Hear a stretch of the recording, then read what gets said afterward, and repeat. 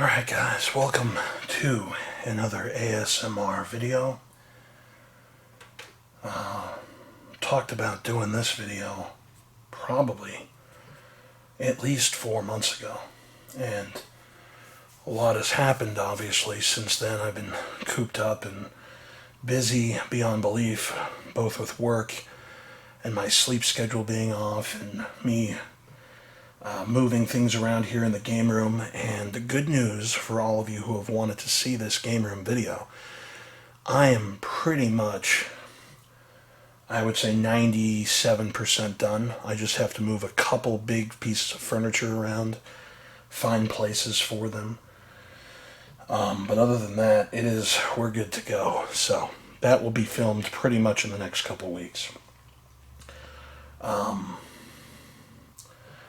And I've had to do a lot of Tetrising, moving things around, placing things in crevices and cubby holes, as well as potentially sell some certain things because there's either no room for them, or B, there's really no need for them, ultimately. So in the library situation, I'm down to one shelf left in the library. So I am very, very close to running out of room for books. And I don't know what I'm going to do when that scenario happens, but that'll be another worry for another day. Right now we have the Bestiary, and that's how you pronounce it. I think in the Labyrinth Bestiary, I called it a Bestiary, which is not how you're supposed to pronounce this word.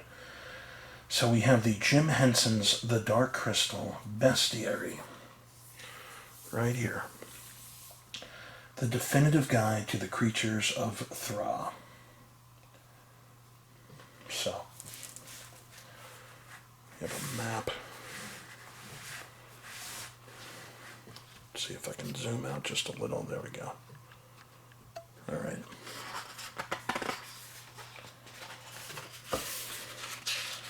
Now, Labyrinth, I know like the back of my hand. When the Dark Crystal first came out, I really never got into it that much. It never appealed to me that much. It was boring. And when the Netflix show came out, I said to myself, okay, I'll give this another shot. I watched the movie again 30-something years later. Still boring. And then I watched the Netflix show, and I tried my hardest to get into it, but also very boring.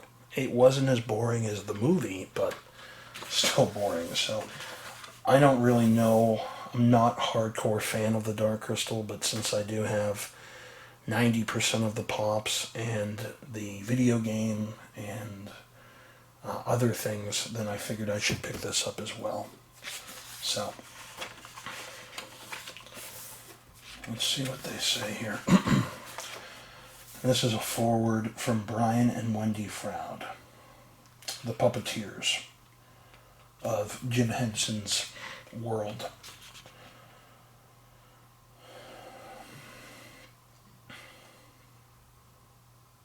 Okay. Originally, the world of the Dark Crystal, as imagined by Jim Henson, was called Mithra. The name reflected the resonant stories told and retold of ancient civilizations populated by fabled beings. The word Mithra, we felt, was too similar to Mithras, a real ancient religion, and so it was shortened to Thra. The essential truth of Thra was that of a sentient world. All things, creatures, landscapes, plants were connected, and all were imbued with life, personality, and mutual purpose. No one thing had dominion over another, and all moved in harmony and purpose with each other. When we, Jim's team, were designing and building the creatures and landscape forms of Thra, they came to embody the various mystical forces of Jim's imaginal world. The creative skills of puppet creators, costumers, and set designers, and builders all blended to express an emotional and spiritual reality. The mundane physicality of rubber and metal, glue, fabric, paint, and plaster were transcended to reveal an astonishing world as rich and strange as any expressed before. It was a privilege to be invited into Jim's imaginative mind. He encouraged us to be fully part of it, to wonder at the beauty of an inner world that reflected the possibilities of an open and loving view of our own troubled planet. As the years passed since the inception of the world of the Dark Crystal, more and more aspects of that world have been revealed via novels, graphic novels, and a new lavish television series. Now, in this incredibly comprehensive bestiary, we can delight in the beautiful evocations of the wild and sometimes really wild denizens of Thra. Here in these pages, the luminous and thoughtful art of Iris Compiet illustrates the incredibly complex and mysterious world of Thra.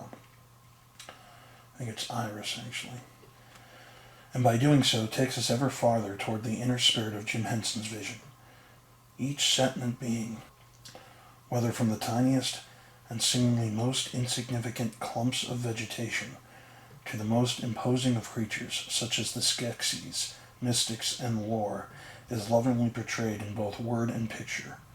Each Gelfling clan is explored and documented in detail, and the relationship between the Skeksis and Mystics is beautifully explained.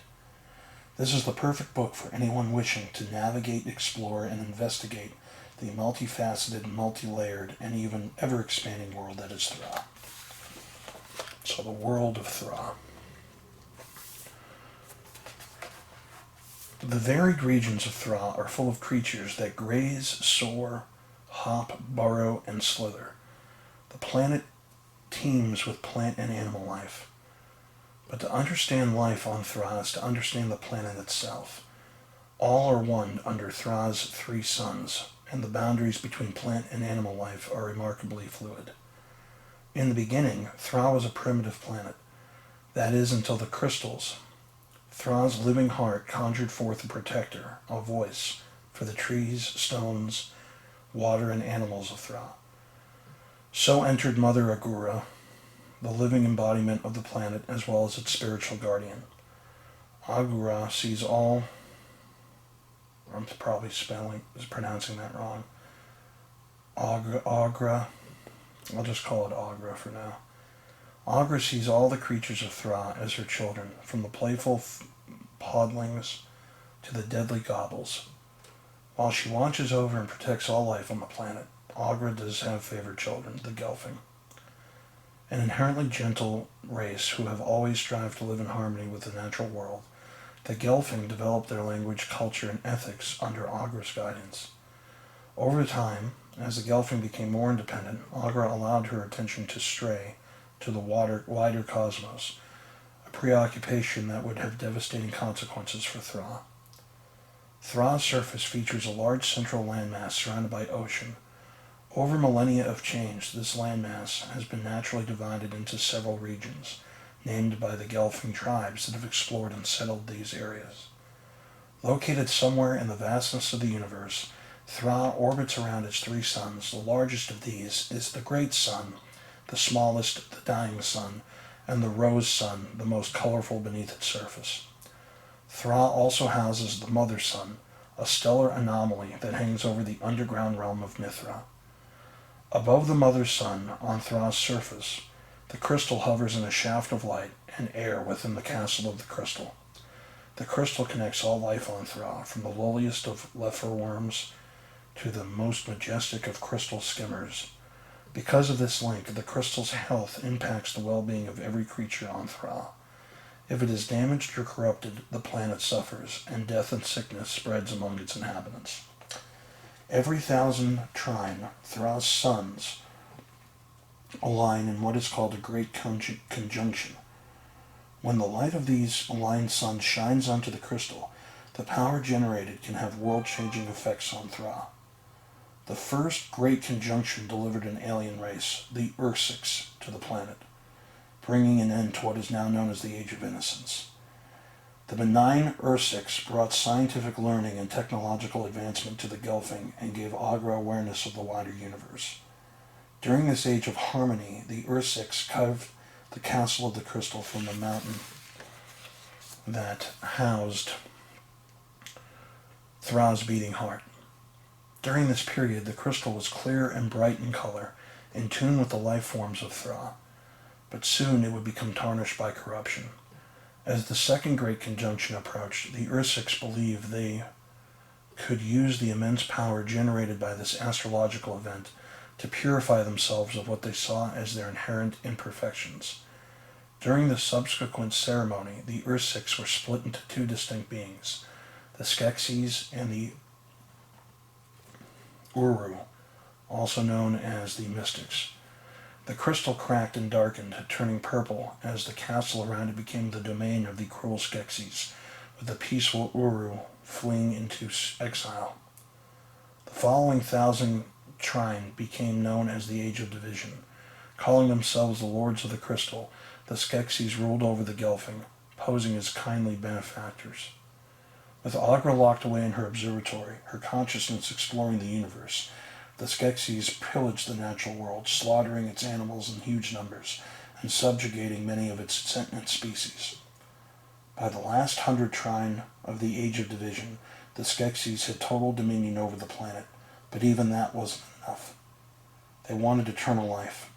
Twisting the crystal into a tool of destruction, the Skeksis began using the heart of Thra to artificially extend their own lives, draining first the world itself and then the Gelfling's life essence. This unnatural abuse of the crystal accelerated the darkening, a destructive force that threatened to turn Thra into a lifeless wasteland. After uncovering the Skeksis' malevolent plans, the 7 Gelfling clans united against their masters during an epic known as the Age of Resistance. Following much tragedy, the Third Great Conjunction saw the last surviving Gelfling heroes, Jen and Kira, reform the crystal, overcoming the evil Skeksis to rejoin the two halves of the Ursix and heal the world. This final conjunction ushered in the Age of Power. Though much of the natural world has been decimated by the darkening, all was not lost. The Age of Power saw the surviving creatures of Thra bounce back from the edge of extinction, the planet once again becoming lush and verdant. While not all creatures of Thra are mighty like Landstriders, beautiful like Unimos, or make loyal companions like Physigs, all are worthy of our fascination, respect, and further study. Some of these creatures come from another world, some another time. Some sadly no longer exist, but all have something to teach us about our relationship to this wider world of wonders.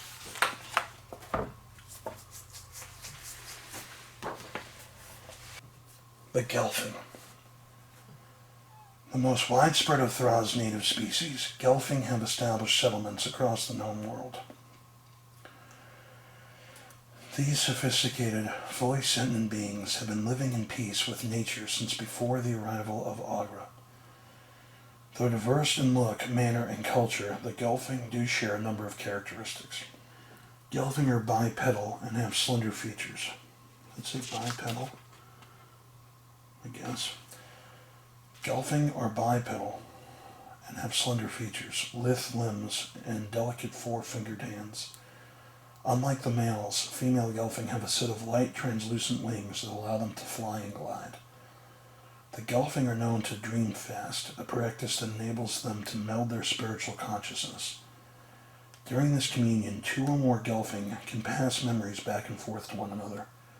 While there are limits to dream fasting, for example, one Gelfling cannot pass on the memories of another. This ability has been a great asset to both learning and storytelling throughout Gelfling history. With practice and training, Gelfling can also produce dream catchings, or dream etchings. Similar to written language, dream etchings are messages left on objects or surfaces. Gelfling can commune with these dream etchings, receiving the thought or memory imprinted there. Gelfling are social creatures. In the early days of Thra, they adopted a tribal culture that ensured the survival and longevity of their species. Under the teaching and protection of Aughra, these early Gelfling tribes gained knowledge of the natural world and began to develop a more complex, unified culture. Upon their arrival, the Skeksis codified Gelfling culture into 7 distinct clans, a tactic to secretly sow division. Gelfling clans are matriarchal, each clan headed by an appointed female leader known as a Madra. The Skeksis chose their most favored clan and promoted its leader to the position of All Madra, ruler of all Gelfling throughout Thra. So we have the Gelfling clans here. The first, it looks like, is the Vapra. The Vapra live high in the snow-topped cliffs overlooking the Silver Sea. They are creatures of altitude, air, and lightness, fair in hair and complexion. The Vapra's appearance allows them to disappear among the snowdrifts of their mountain home, a skill that has led many Vapra to boast that their clan are masters of disguise. Often considered haughty by their fellow Gelfling, Vapra believe that their culture is statelier and more refined than that of the other 6 clans. This sense of superiority is no doubt rooted in the fact that for almost 1,000 trine after the arrival of the Skeksis, most all Madra were Vapra. This political dominance, a result of the Skeksis' patronage, meant that for long stretches, the Vapran capital of Harar served as the de facto capital for Gelfling society. Then we have the Spritan. Earthy and simple, the Spritan are a farming clan. They are equally at home tending rolling plains of farmland and raising beasts of burden, like landstrikers or mounders in their forest capital, Sami Thicket, which is landlocked in the center of Thra. Through trade, the industrious Spritan keep many of the other clans clothed and fed. Though they are humble, rugged, and independent, many Spritan are also artisans, able to produce not only crops and livestock, but works of great beauty, such as sublime pottery and dress finery. Dark-haired, the Spritan have calloused hands and sun-worn skin. Most spend their lives working the land and can often be seen wearing simple clothing in sedate earth tones that match their pastoral environment. Though generally peaceful, the Spritan have been known to engage in disputes with their neighbors, the Stonewood clan, but these spats rarely rise above name-calling and rumor-mongering. Stonewood. Residing in the endless forest, the Stonewood proximity to the Castle of the Crystal led them to find employment as armored guards for the Skeksis during the time of the Second Great Conjunction. Over time, they came to compose the bulk of the Skeksis' military might and fought for their masters. During the Artham Rebellion, a series of battles against a race of sentient arachnids despised by the Skeksis. Honorable warriors, the Stonewood were also the first of the Gelfling to officially stand against their former lords during the Age of Resistance, once it was revealed that the Skeksis were drawing the Gelfling to consume their essence. The Stonewood capital is Stone in the Wood, site of the famed first uprising against the Skeksis. Despite their physical strength and martial prowess, Stonewood are known to be tranquil and in tune with the natural world.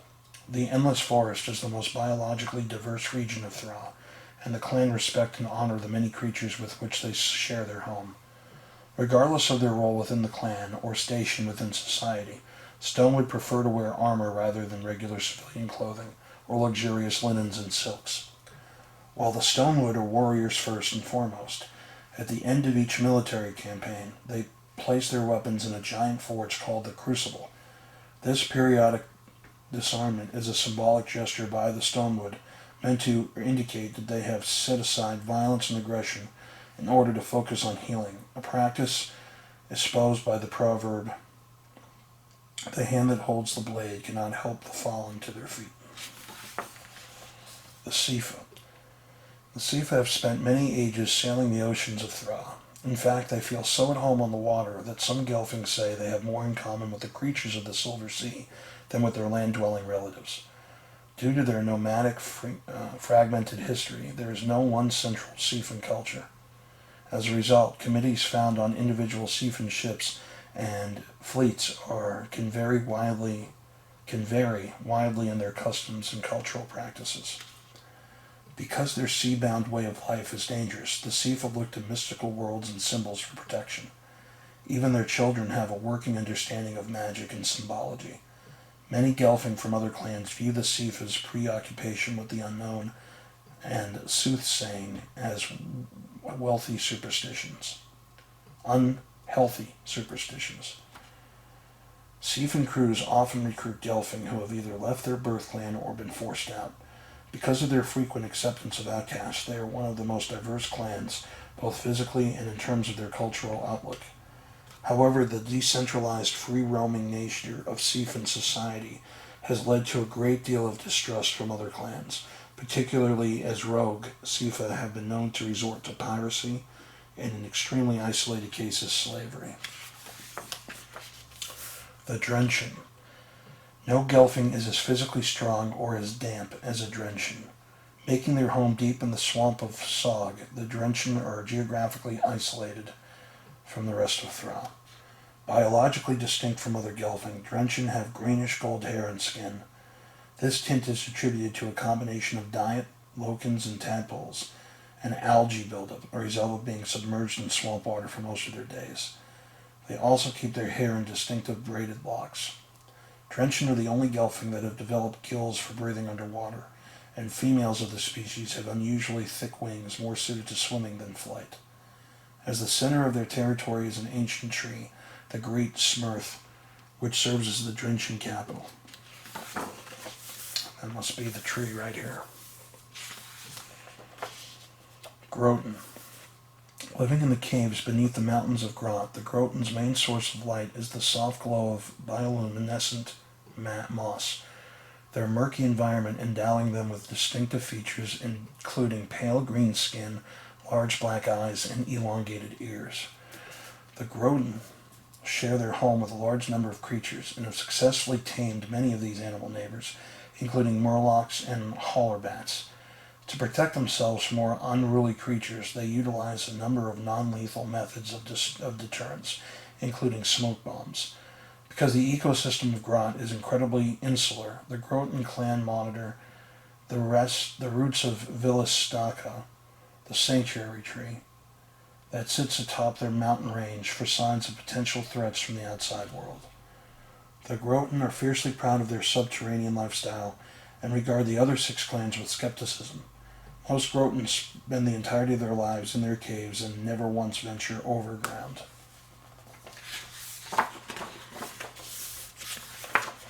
The Dowson. The nomadic Dowson are the most enigmatic of all Gelfling clans. Clad in ritual face paint and elaborate charms that represent their beliefs in sacred geometry, the Dowson live in the barren wilds of the Crystal Desert. Many Dowson travel the desert on the back of crystal skimmers, a species of enormous flying creatures with which they have developed a symbiotic relationship. While many Dowson would not claim that they have a home or a capital city, their travels always lead them back to Osabstraba, also known as the Wellspring Tree. Osastaba, a verdant desert oasis where Dowson can meet and trade. Some Gelfling fear the Dowson, believing that they worship death. However, the Dowson's spirituality is far more nuanced. They hold sacred the circular process by which life ends and death but begins again through Thra's lush bounty. For a Dowson, death is not the end, nor is it cause for fear or sorrow. For many Dowson, becoming comfortable with death is a lifelong spiritual pursuit. Dowson have many esoteric rituals that are viewed with trepidation by Gelfling from other clans. Some require Dowson shamans to ingest urdrups, hallucinogenic berries that allow them to commune with Thra and glimpse the future, albeit briefly and imperfectly. Though somewhat odd, these Dowson rituals help the clan face the harshness of life in the Crystal Desert, foreseeing approaching dangers and illuminating the path to precious resources. The Skeksis and the Mystics. Ursex. Ethereal, tall, and fantastically powerful, the Ursex are an alien race from the farthest reaches of the cosmos. During the First Great Conjunction, 18 representatives of their species found themselves stranded on Thra, pushed out of their homeworld for reasons they have never revealed in full. What is known is that the Ursex planet, like Thra, also had a crystal at its heart, and tampering with it led to their exile. By sharing their wisdom and technological advancements with Agra and the Gelfling, these 18 Ursex were able to drastically advance life on Thra. Most notably, they used their immense psychic and telekinetic abilities to reshape parts of the world and construct the Castle of the Crystal. But even as they tried to wield their immense powers in a noble manner, the Ursex could not escape the darkness within themselves. During the Second Great Conjunction, the Ursex, yearning to return to their home planet, led them to take actions that triggered a catastrophic event. Upon stepping into the combined light of the suns, the Ursics were divided into two separate species, the wise and altruistic Uru and the clutching, greedy Skeksis. The two species were mostly autonomous, but not entirely. If an Uru suffered an injury, its Skeksis counterpart would feel it, and no one half could live if the other died. Though they are largely opposite in appearance and demeanor, the Uru and Skeksis do have some psychological similarities. Physiological similarities. Both have 4 arms along with tails that they use for balance. Moments after the Great Division, the furious Skeksis cracked the crystal, corrupting its power for the next 1,000 trine, and starting a chain of events that would bring Thra to the brink of destruction. Of the 18 Skeksis and Uru created by the Second Great Conjunction, only 8 of each species would survive another 1,000 trine, to be rejoined when the crystal was healed. This calligraphy, or this cursive writing that they have here, is sometimes hard to read. So I'm messing up easy words that if they just, I get the fanciness of it, but Skekso the Emperor. Callous, ruthless, and calculating, Skekso was the first Skeksis to claim the title of Emperor, his reign lasting nearly 1,000 trine. A charismatic leader, Skekso was able to maintain his supremacy by deftly playing his would-be rivals against one another. It was under his direction that Skektek, the scientist, was tasked with harnessing the power of the Dark Crystal to extend Skeksis' life indefinitely. Late in the Age of Division, Skekso came to understand the ramifications of this exploitation. Using the crystal to drain the life from the creatures of Thra had created a destructive energy called the Darkening. Arrogant and megalomaniacal, Skekso wrongly believed he could control this blighted dark energy, and though it took many trine, it was this early exposure to the Darkening that precipitated his eventual death. Ursu the Master. Ursu was the wise and melancholy leader of the Mystics. Throughout most of the Age of Division, Ursu maintained that the Uru should not intervene in the political and cultural clashes of Thra, since the Ursics, and therefore the Mystics themselves, were not of Thra. Ursu changed his position after witnessing the Skeksis subjugate and exterminate several native species. Ursu adopted Jen, one of the last Gelfling left alive, after he was orphaned in a raid carried out by the Skeksis, beetle-like soldiers of Gartham. Ursu kept Jen safe, preparing him for the day when he would leave their home in the Valley of the Mystics to begin a quest that would bring on an end to Skeksis' rule. That's either Jen, Ren, I think it's Jen, but anyway. Skezok the Ritual Master. Pompous, erudite, and fastidious, Skekzok was charged with inventing, planning, and officiating the Skeksis' many ceremonies and religious rituals. Not only was Skekzok the court's high priest, he was also Skekso's most trusted advisor, and kept a rookery of crystal bats that he used to clandestinely gather information for his master. Skekzok had his cruelty under a veneer of civility and etiquette, but his penchant for torture and execution made him one of the most diabolical Skeksis. Urza, the Ritual Guardian. Contemplative and observant, Urza watched the sands of fate for omens and portents, searching for a sign that the Uru could one day be rejoined with the Skeksis. Using this divination, it was Urza who informed the other mystics when it was time to end their exile in the Valley of the Uru and seek out the Skeksis, prior to their subsequent reunification. While the rituals of his Skeksis counterpart Skekzok involved blood and pain, Urza performed his rites using far gentler methods, including sand painting and chanting. Skeksil the Chamberlain. I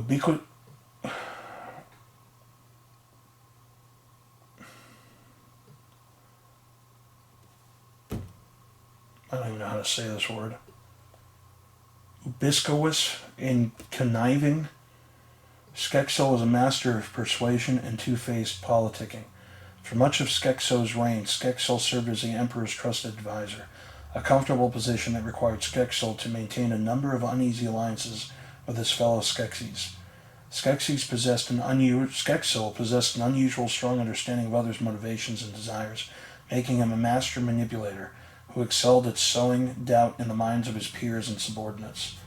Although he rarely felt empathy and compassion, he was a master at mimicking both. In many ways, his boundless duplicity made Skeksil the most dangerous of all the Skeksis. Ursul the Chanter. A gentle soul, yet more opinionated than the other mystics, Ursul could speak in a tumultuous whisper or raise his chants to be heard beyond the valley of the Uru. While Ursul, Skeksis' counterpart, used his voice to make the world a worse place, Ursul chose to enrich Thra with song. Ursul had such a powerful command of his voice that he was able to inspire the natural world to vibrate and sing along with him in harmony. Skekvar the General. Skekvar was the original military leader of the Skeksis. For more than 800 trine, he ran dozens of successful campaigns against both armed and unarmed races, quashing the Arathim, inciting war when the subterranean Makraks rose to the surface, and annihilating a peaceful race known as the Grumarks. Even though he possessed moderate skills as a tactician, Skekvar frequently undercut his own successes because of his impatience and temper. While he was one of the most physically powerful Skeksis, his overconfidence finally got the better of him when he underestimated the combat prowess of the Gelfling hero Rian. Badly injured in the duel, Skekvar was subsequently betrayed and murdered by Skeksil as revenge for the many humiliations he had suffered at the hands of the hot-headed general. Then we have Irma the Peacemaker.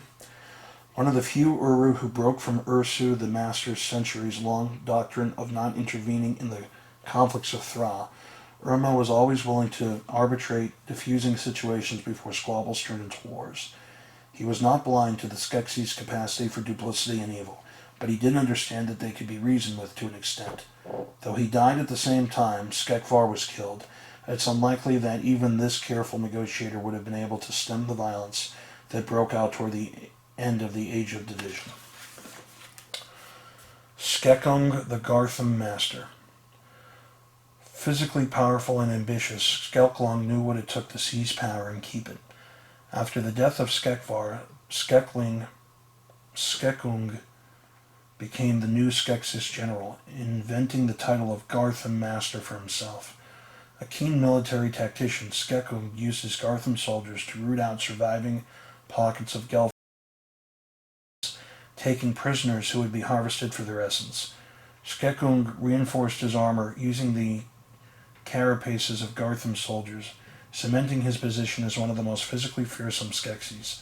Skekung would later defeat Skeksil in a ritualistic battle known as the Trial by Stone, replacing Skekso as the second Skeksis emperor.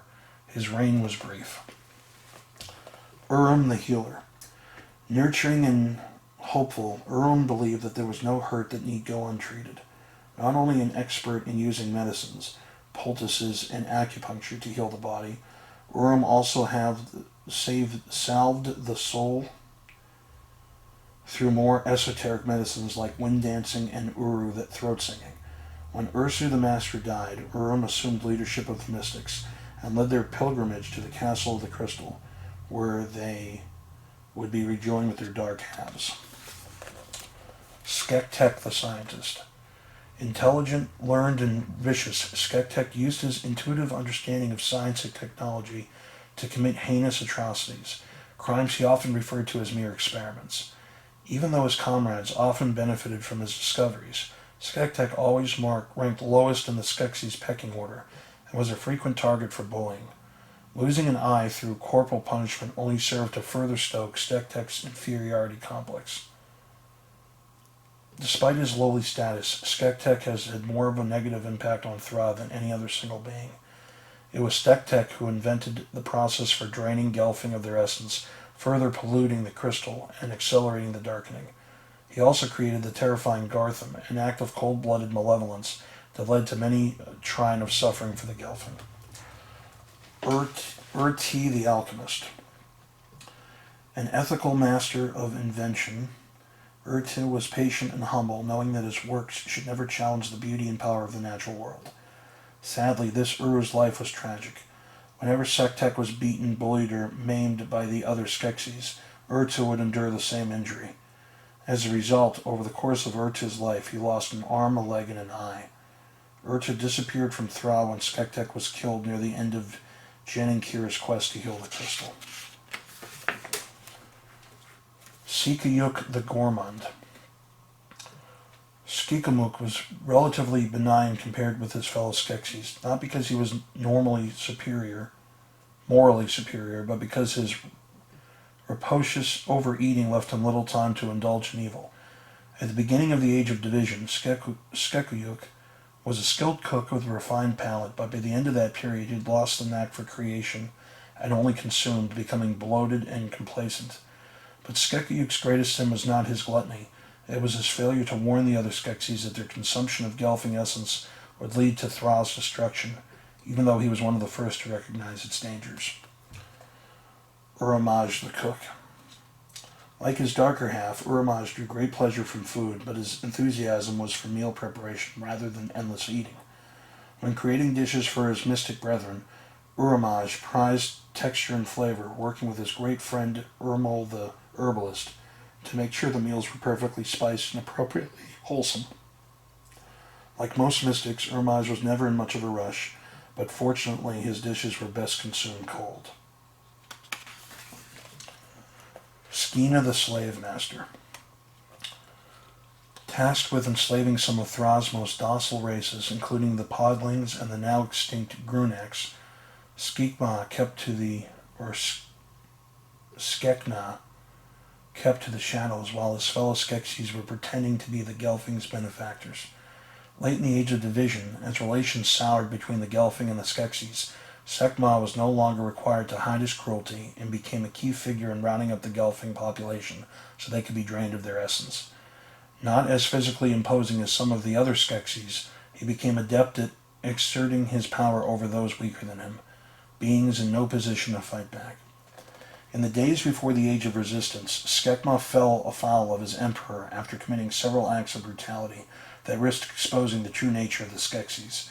Sentenced to lose his hand, Skekma opted to wear a jagged metal hook in its place, refusing Skektek's offer to build him a mechanical prosthesis.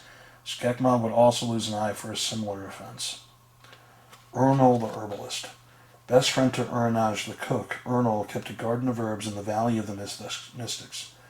Especially unhurried, even for a mystic, he chose to see periods of introspection or reflection as opportunities for his core to bloom or his jars of tinctures to ferment. Though Urnol did not incur the same level of injury as Urta did throughout his life, like Sekma, he was missing an eye, and one of his hands was split down the middle. Urnol saw this injury as an asset rather than an impediment, believing it gave him improved dexterity while gathering herbs. Skekok the Scrollkeeper. Opposing preening pseudo-intellectual, Skekok was in charge of recording Skeksis' history and laws. Manipulative and deceitful to the point of compulsion, Skekok frequently falsified historical accounts to suit his own needs and whims. He was able to successfully enforce many contradictory interpretations of his own laws because the other Skeksis found Skekok so tiresome that they went out of their way to avoid talking to him. Even the row of spectacles running down his beak were just a pantomime. Although Skekok was granted perfect vision by the Gelfling essence he consumed, he kept wearing the spectacles to further boost his image as a serious academic. Urak the Scribe. While Skekok filled reams of parchment with lies and fabrications, his Uru counterpart, Urak, was preoccupied with recording truth, his writings often bordering on works of art.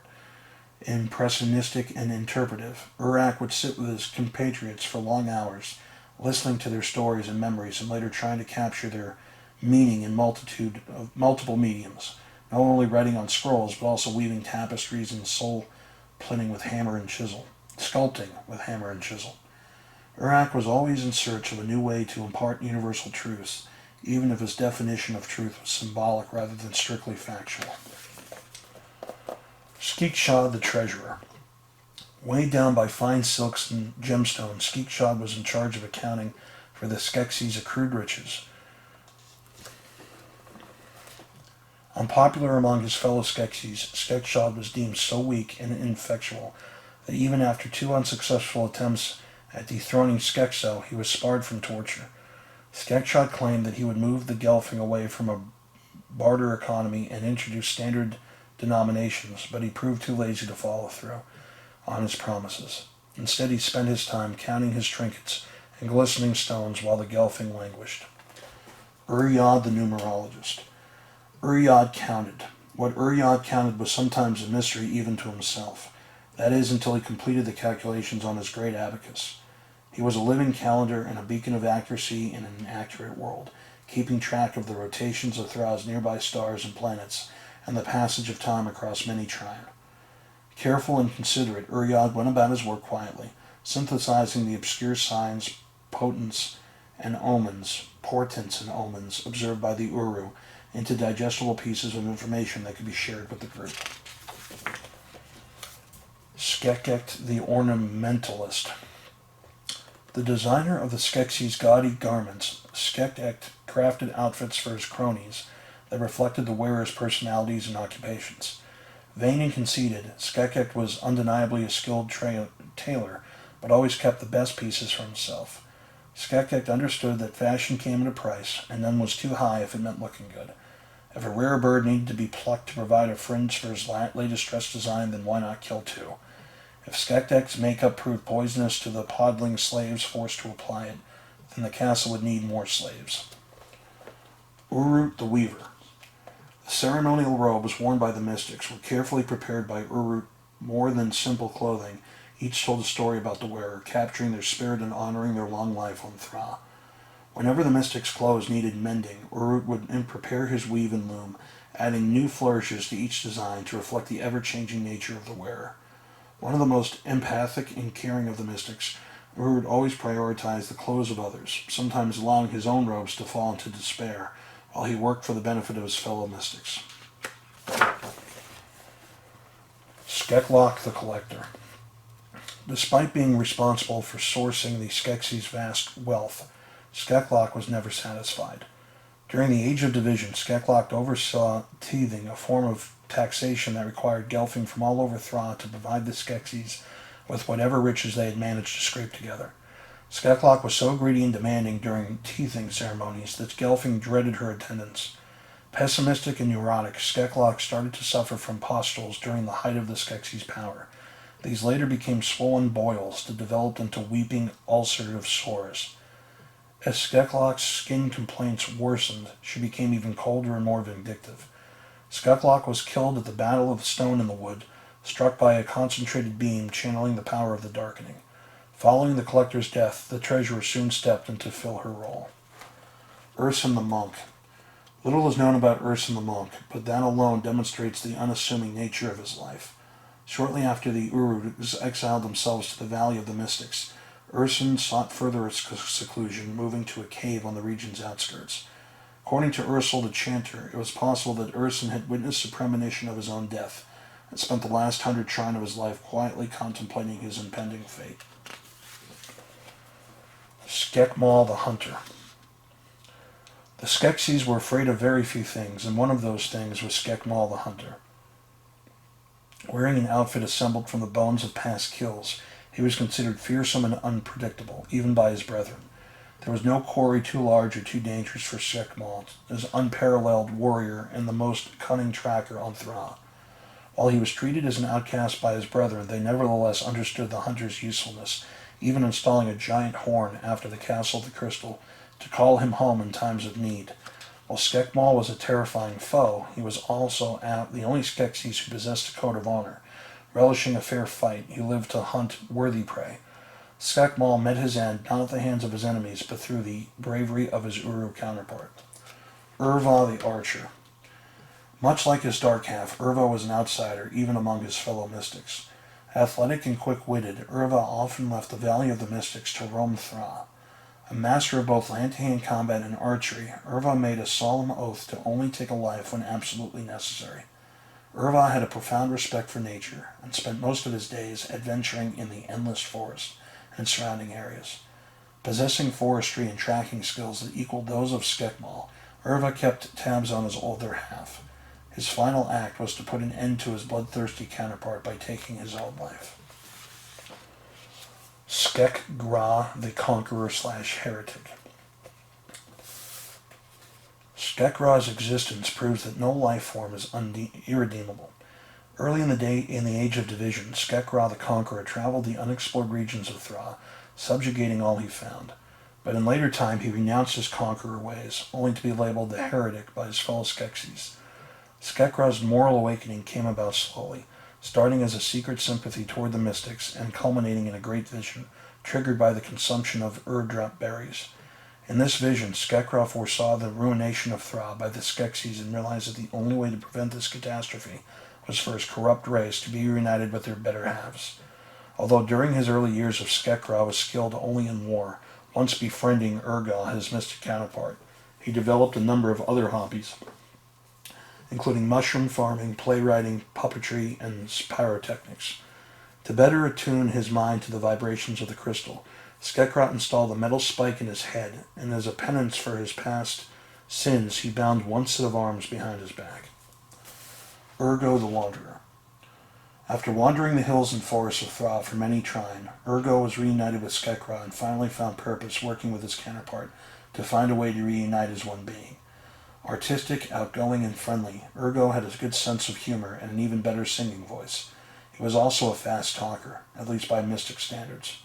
Alongside Skek-Ra, Urgo traveled to Mithra, beneath Thra's surface, to forge the dual glaive, a mighty weapon that could be used to defeat the Skeksis. They also built and programmed Lore, a friendly machine that would assist their allies in the fight to save Thra. Although they certainly had their differences, Skek-Ra and Urgo were instrumental in setting the Gelfling on the path to healing the crystal and rejoining the Skeksis with the Ura. Protectors of Thra, we have Aughra. Summoned forth as nature's protector, Mother Aughra wishes all life over Thra, unifies all life on Thra. As biologically anomalous as she is aloof and wise, there is no life form like Aughra, and she watches over all the creatures of Thra. Aughra is neither plant nor animal. She is all of Thra in one being. Her veins flow with sap, and her feet and hands were once roots that at birth connected her to the dirt. She has curved horns and 3 eyes, the removable middle eye capable of remote viewing and even peering into the future. Behind these eyes is a mind that has grown weary under the burden of a cosmos worth of knowledge. At times cantankerous, she never stops caring for her world and its many species, and is willing to sacrifice everything to protect them. Even though she is the most powerful being on Thra, Aughra is not infallible. Unlike the Gelfling, she was initially unaware of the Skeksis' treachery. Using her precognitive powers, she foresaw the coming of the Ursiks, but not the ruination their division would bring. Believing that the Skeksis were trustworthy custodians of Thra, she retreated to her hilltop ovary and spent many trine exploring the stars through astral projection. The Skeksis seized on her absence to subjugate the other races of Thra, unleashing the darkening in the process. Awakening to a world in turmoil, Aughra immediately embarked on a quest to set things right. Ronip. Well before the arrival of the Ursiks, a goopy, amorphous alien life form crashed to Thra's surface inside a meteorite. Mother Aughra, fascinated with this organic material from the stars, took it and shaped it in her own image, naming the new being Ronip.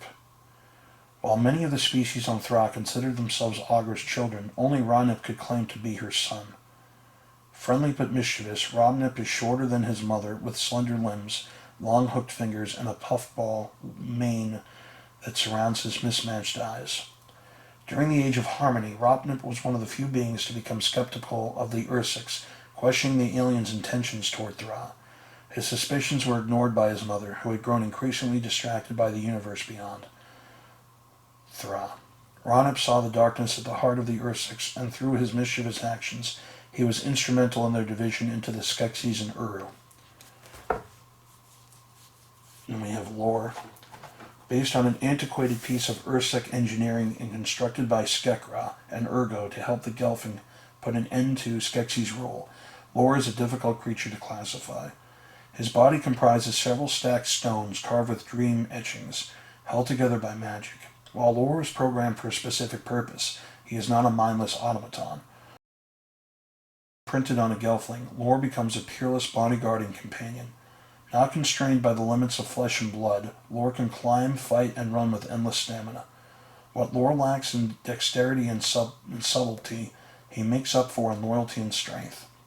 Lore is also able to rearrange the configuration of his body, allowing him mobility that belies his considerable size. Podling. Podlings are lively, bipedal creatures that live in tight-knit communities. Their appearance can vary, but generally they have small, beady eyes, prominent smiles, and rounded, potato-like features. Short and jovial, podlings do have room in their lives for sadness and introspection, or baths for that matter. Short and jovial, podlings do not have room in their lives for sadness and introspection, or baths for that matter. They are too busy planting crops, communing with their animal friends, and building the rudimentary musical instruments that they use to celebrate life itself.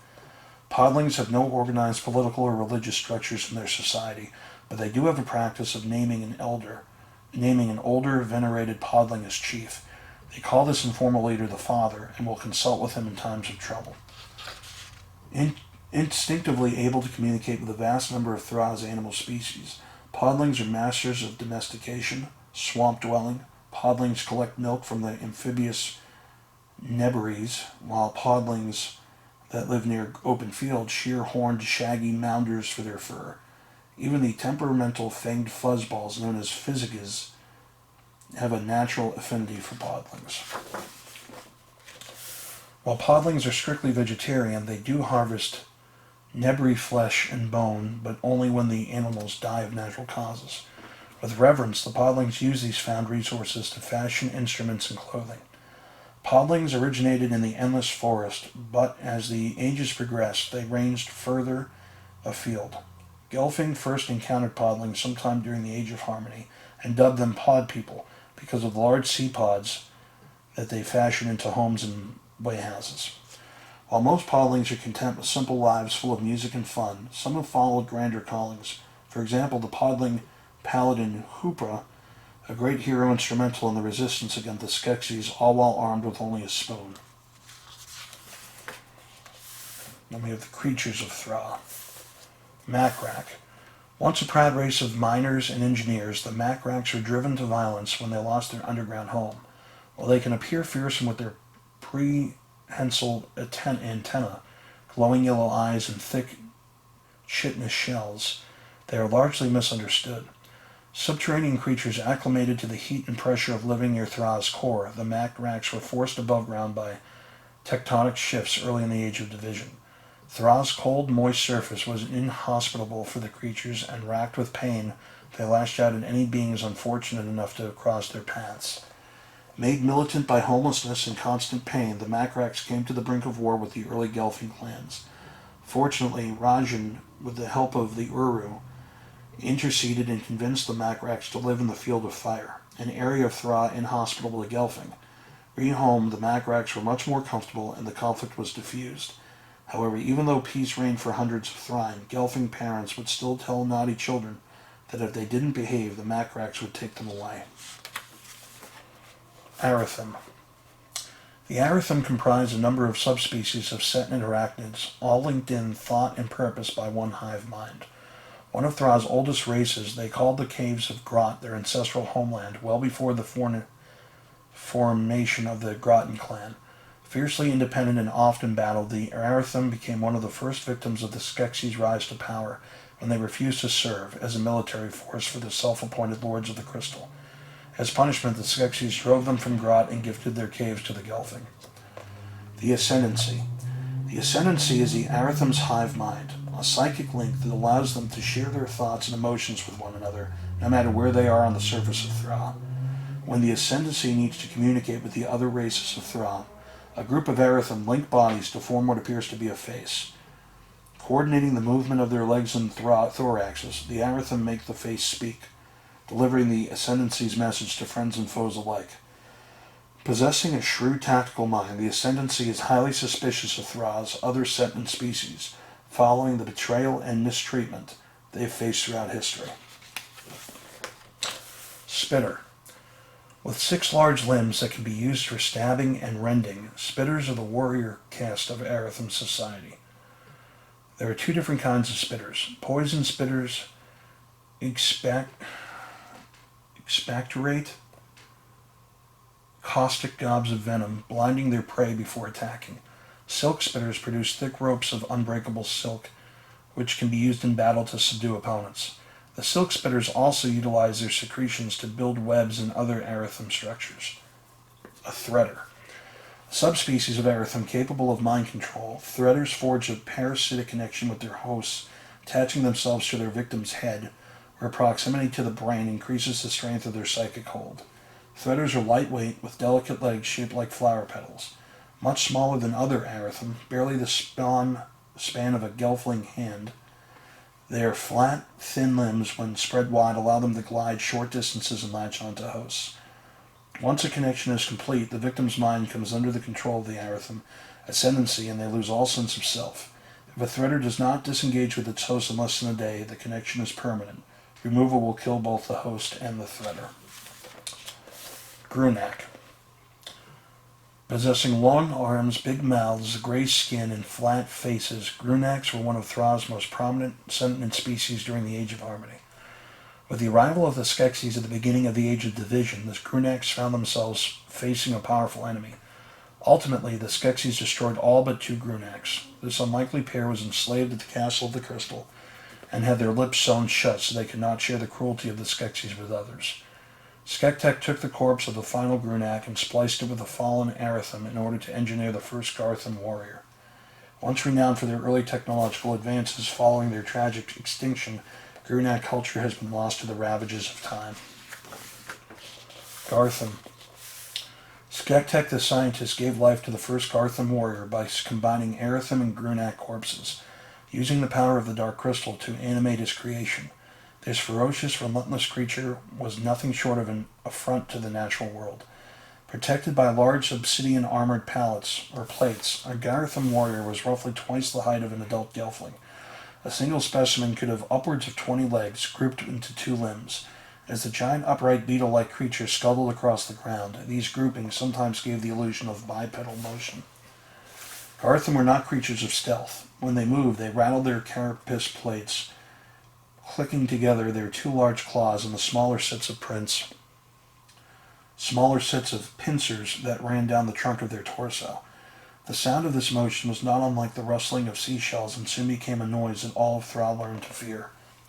Skektek's army was unleashed on Thra to capture podlings and Gelflings so their essence could be drained.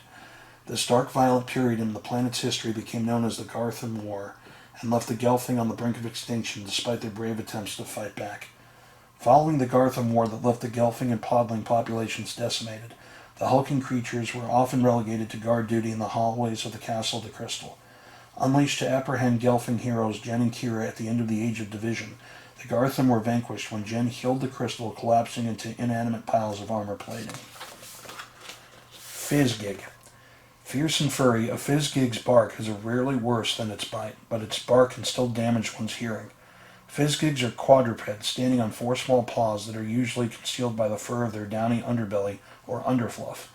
These paws are only used for short-distance conveyance, though Fizzpigs prefer to curl into a ball and roll to their destination. To protect them during all this rolling, Fizzpigs have an especially hard skull and a thick, shock-absorbent coat of fur. Although Fizzgigs appear cute and fluffy, their bite radius is one of the largest on Thra, certainly in proportion to their diminutive size. Not only is their outer set of teeth impressive, but each Fizzgig has a second row of razor-sharp teeth circling their uvula.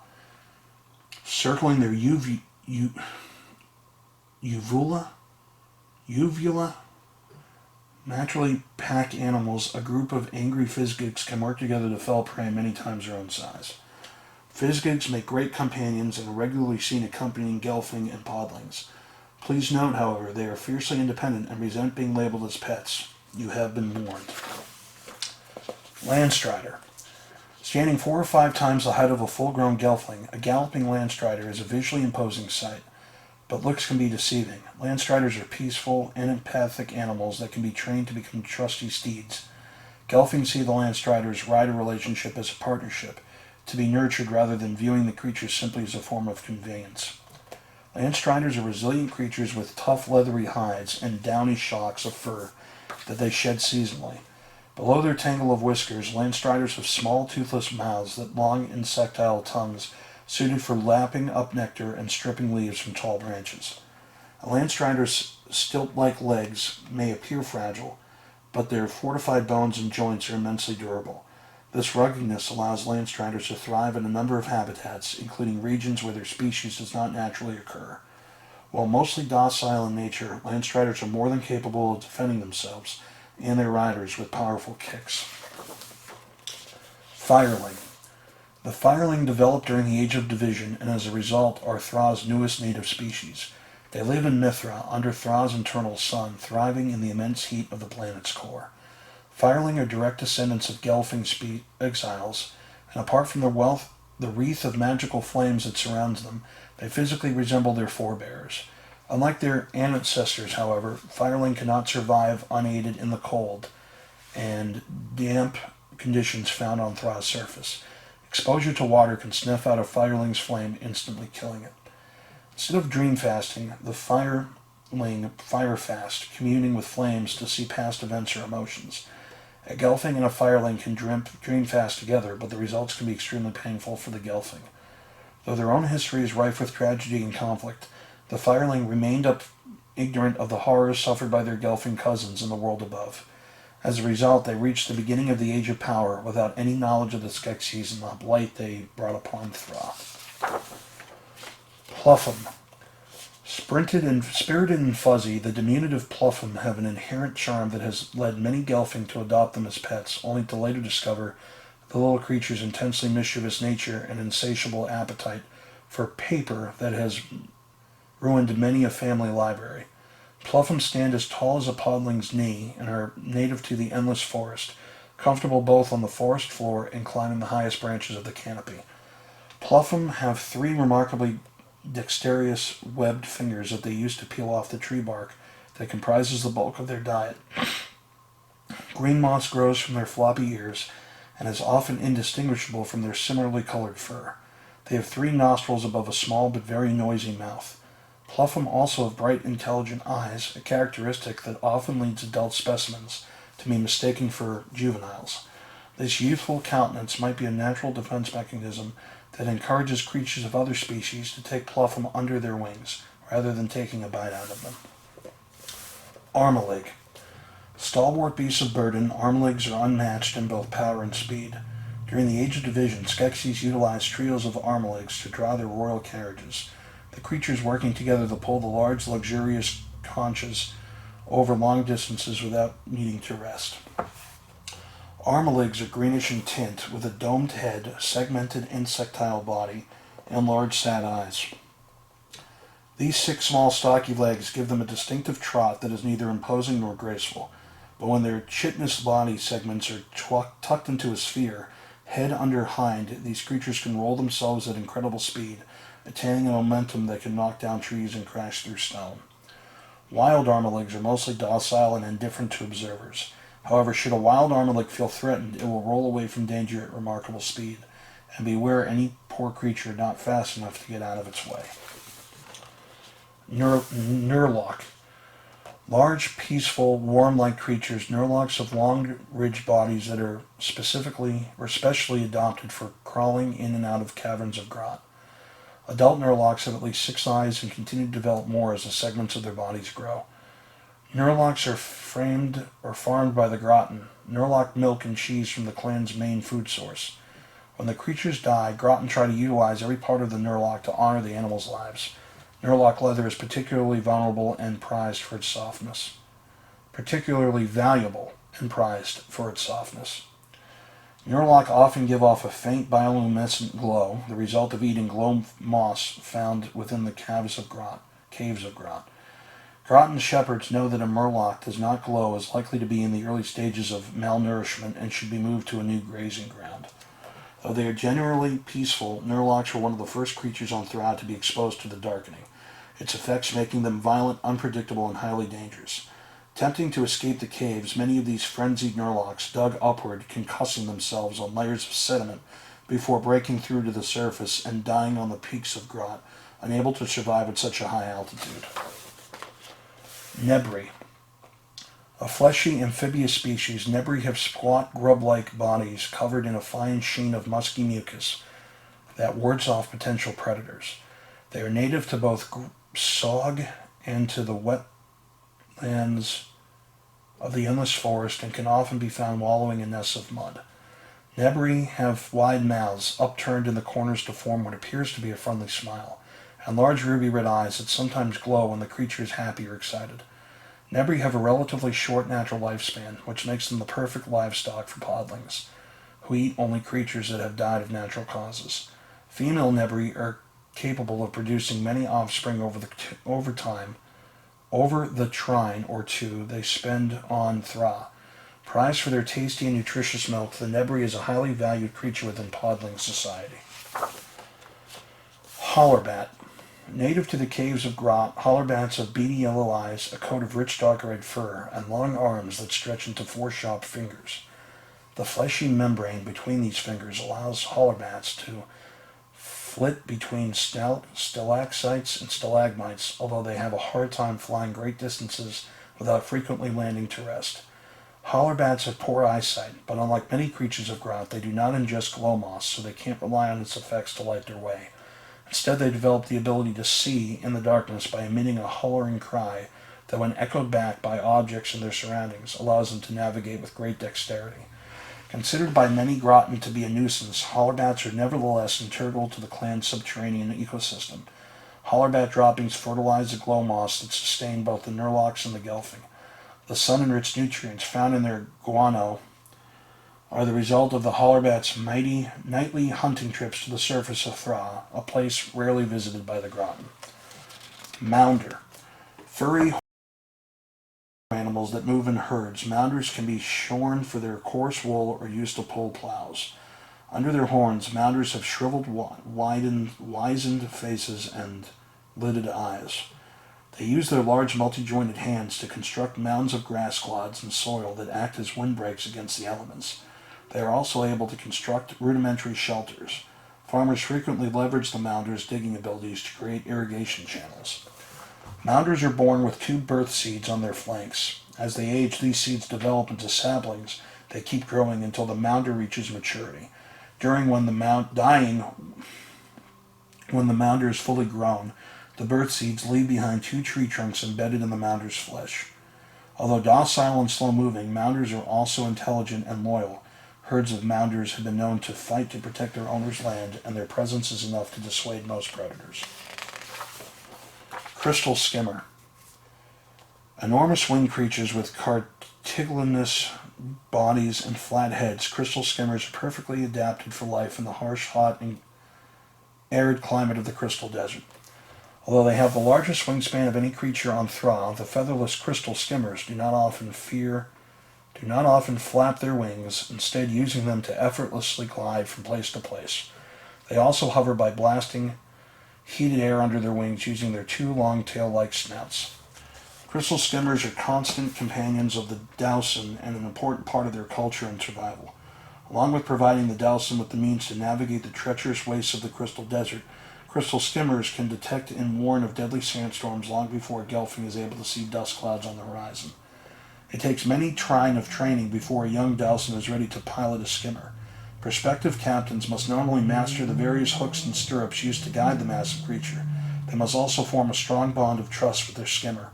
Though it takes a team of crewmen to fly a skimmer, Dowson captains are revered within their tribe, their skills enabling the fast transport of Gelfling and supplies, and quick getaways in the event of approaching sandstorms. Sidetic, or a side tick, I don't know how you say it. A small flightless bird found scurrying across the floor of endless forest. The side tick is notable for possessing beady eyes that move independently on short crustacean-like stalks. The side tick has no wings at all, and its small withered arms do not seem to serve any function. Fortunately, its beak is very strong and can be used to easily break open seed pods and nutshells. In the wild, the plumage of a Psychic can flourish into a variety of colors, but when raised in captivity, the thin, fur-like feathers never develop beyond their original green. The Psychic make a charming pet. Even Skektek the scientist kept one as a companion. It was the only true friend the Skeksis ever had, and although he spared it from his experiments, the atrocities the poor creature had to witness are best left unspoken. Scrum Muncher. Scrum Munchers crave dead flesh. In the wild, these glossy beetle-like creatures can be found throughout Thra, whenever there is rot. Scrum Munchers are scavengers, their hungry suction cup mouths able to reduce a corpse to bare bones in mere hours. Although that may sound morbid, Scrum Munchers actually serve an important purpose. Their copious droppings return nutrients to Thra's soil much faster than regular decomposition. In the Castle of the Crystal, Scrum Munchers are used during grooming rituals to chew calcified dead flesh from the Skeksis' feet and other extremities. For reasons inexplicable to science, they seem to find the waxen buildup between Skeksis' toes to be particularly delicious. Loch Snake. Found burrowing into the mountains of Grot and the cliffs of the Siphon coast, the loch snake is one of Thra's toughest creatures, its glistening hide nearly indestructible. Loch snake babies are born pink and soft, but the moment they're free of their shells, they begin to search for small pebbles and stones to ingest. Their digestive systems break down the rocks, allowing the juvenile loch snakes to absorb mineral deposits directly into their flesh, their scales growing hard and metallic. Full-grown loch snakes move from eating stones to living prey, though they still ingest rocks to maintain the toughness of their hides. Loch snakes range in color, their hue depending on the type of mineral deposits found in their diet. Loch snakes have a unique skull structure that allow them to latch onto their own tail, forming an unbreakable loop. In the wild, they use this ability to trap and asphyxiate prey. Recognizing the creature's potential, the Skeksis would use the loch snake to secure their prized possessions. When placed around the handles of a door, cabin, or chest, it can slither into place and join its head to its tail, creating an almost unbreakable bond. And if a would-be thief somehow manages to pry open a loch snake, they are likely to find themselves on the receiving end of a deadly bite. Peeper beetle. The fiendish peeper beetles crave the soft jelly found in fresh eyeballs and will attack any prey, big or small, to get it. Found in many areas of Thra, including the Crystal Desert, they are most populous on the Spritan plains. Standing on sharp, stick-thin legs, peeper beetles are robust creatures with tough, segmented bodies. Burrowing into soft-tilled soil, they lay in wait for unfortunate victims. Peepers tend to focus on smaller prey, but will also attack Gelfling farmers and other larger targets, given the opportunity. The Skeksis kept starved peeper beetles on hand to deploy as a method of torture. The creatures were administered in cages clamped over the heads of victims, giving the peeper beetle unrestricted access to its favorite food. It was this grisly punishment that claimed the right eye of Skektek the scientist. Thrushpog. No creature better exemplifies the connection between all life on Thra than the humble Thrushpog. Both plant and animal, individual being an interconnected nest, Thrushpogs grow from the knots and burls of trees in the endless forest. A Thrushpog has a slender neck that terminates in a round stomach chamber. It also has two petals at the top of its stem that pick up vibrations, just like ears. At the base of the Thrushpog sits a bowl-shaped shell that anchors the creature to a host tree. In this symbiotic relationship, Thrushpogs share their nutrients and collected rainwater with the tree in exchange for shelter and safety. Thrushpogs inhabit trees in groups, each member connected by thin fibrous tubers that run within and over the tree's bark and flesh. These families are also linked to further Thrushpog communities situated in neighboring trees via the root system of their host. A network of Thrushpogs can stretch from the heart of Sammy Thicket all the way past the borders of the Stonewood clan. They are a reminder that all are one, regardless of the tribal boundaries and other distractions that sometimes cloud the true nature of Thra. Windsifter. Since the Age of Harmony, windsifters have been used by Gelfling to deliver written messages from one side of Thra to the other. As a result, the political power of a Gelfling clan is partially dependent on keeping a strong stable of windsifters. Windsifters have soft, downy wings and delicate thread-like antennae that they use to detect the smallest change in wind direction or atmospheric pressure. Their bodies are round and compact, with small expressive eyes that hint at the creature's intelligence. They also have an impressive wingspan and a remarkable memory for geography and faces. Windsifters are not only entrusted with important messages, but also play a key role in the appointment of a new Al-Madra, carrying the pieces of the ruler's crown to the ceremony. There are many different varieties, from the majestically decorated Great Scarlet Windsifter to the unremarkably adorned Lowland Speckled Windsifter. Many Gelfling have dedicated their lives to the training and preservation of windsifters, even introducing new varieties through selective breeding. Unamoth. Naturally occurring in all but the most inhospitable regions of Thra, Unamoths begin life as tiny larvae no bigger than a podling thumb. Once they gestate and unfurl their massive segmented wings, however, they can grow several times larger than some varieties of predatory birds. The chrysalis that a larval Unamoth builds as part of its transition to adulthood is an intricate and colorful creation reminiscent of blown glass. The Vapra, who've taken the adult Unamoth as their clan sigil, prize these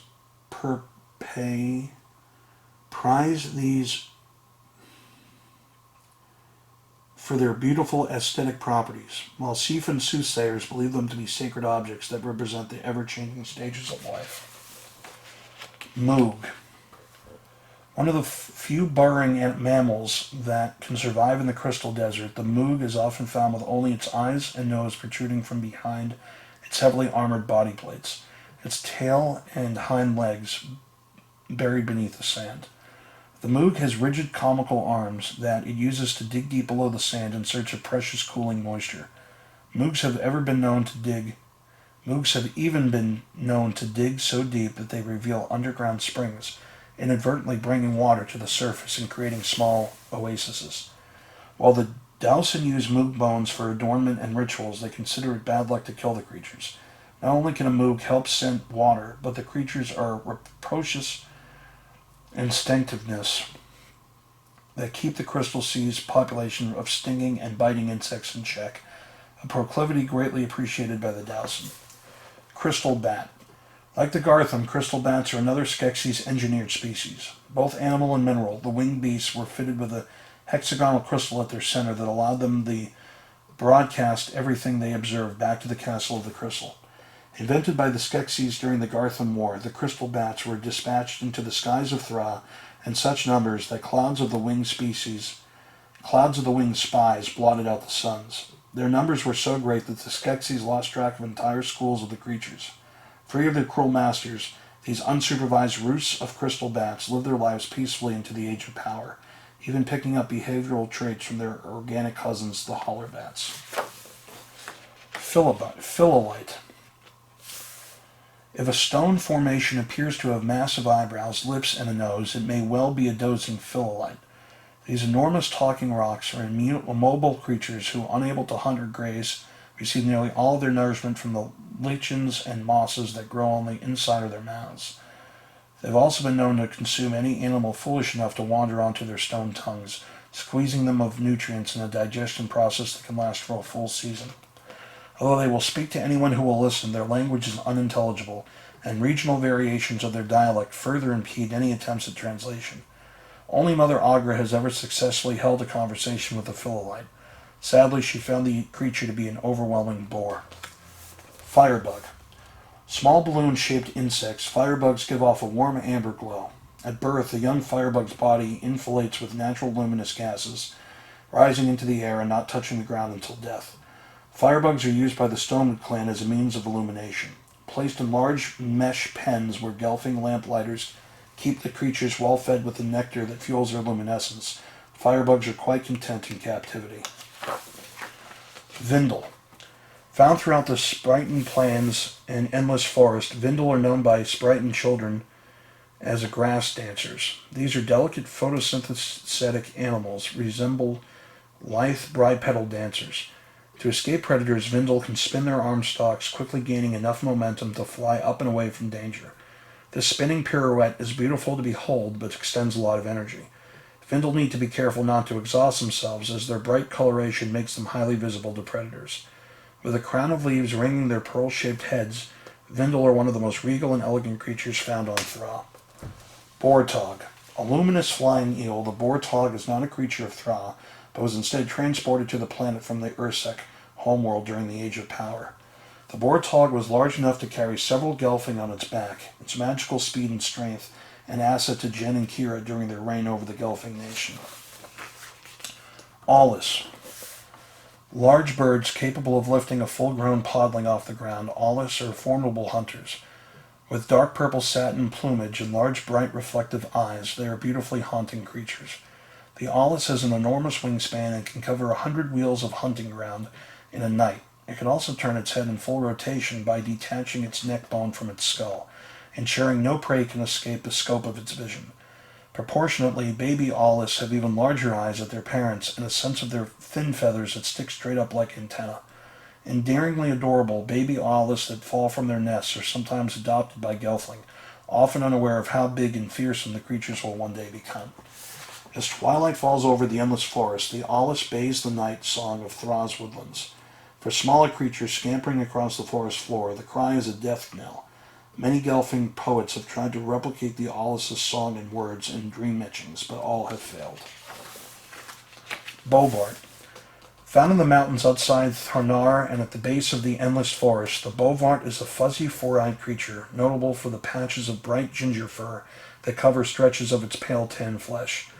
The Bovart has no natural camouflage against its environment, but then again it doesn't need it. A Bovart's 4 sinewy legs are spring-loaded at the knee, and its 4 powerful eyes allow it to hunt its prey from a great distance.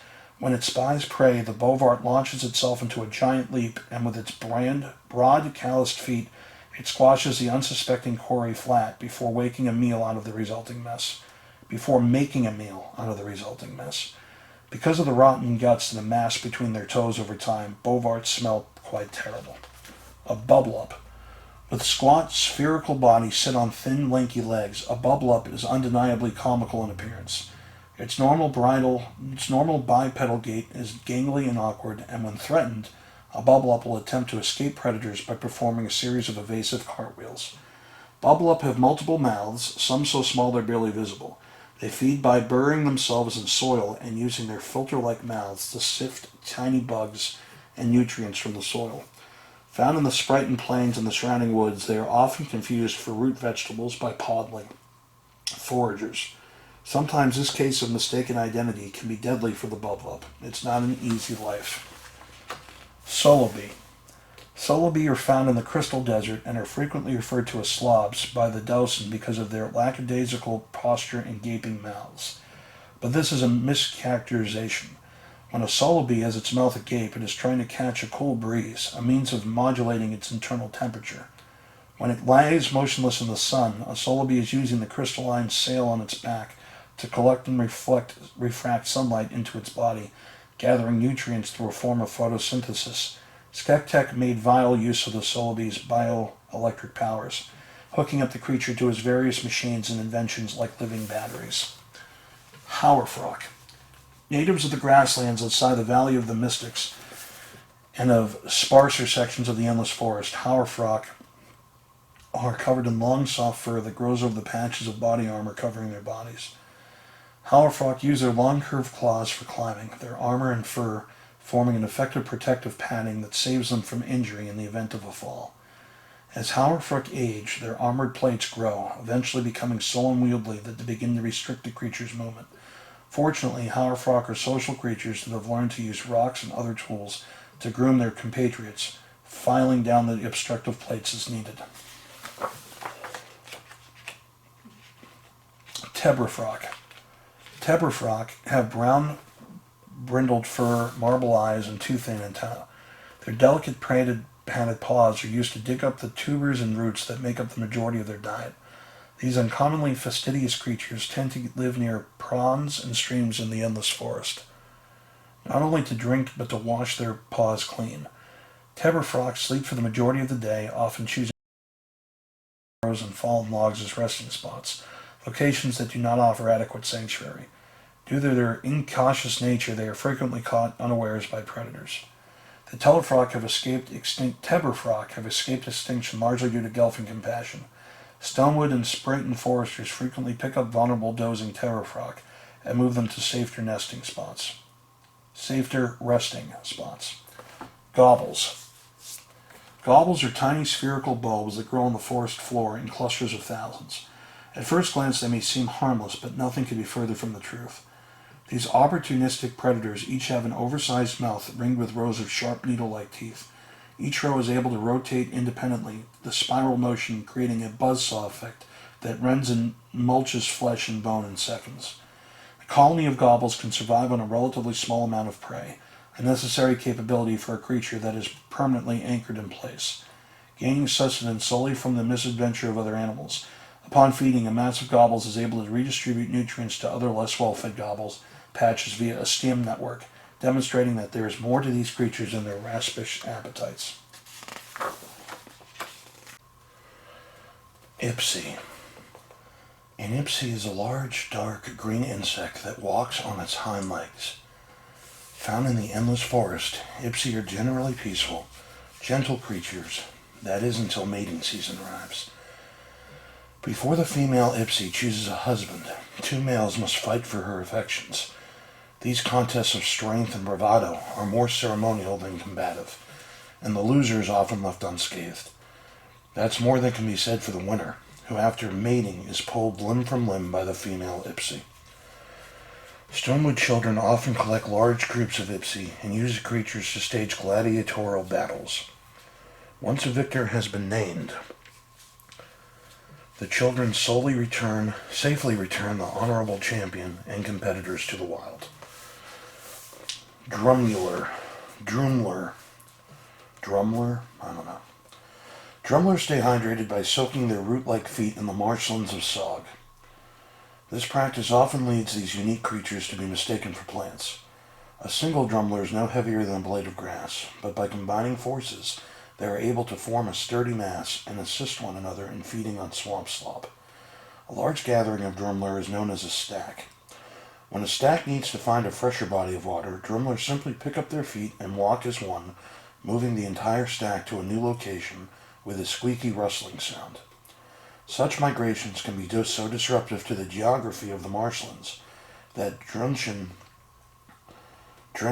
sometimes find themselves lost in their own swamps.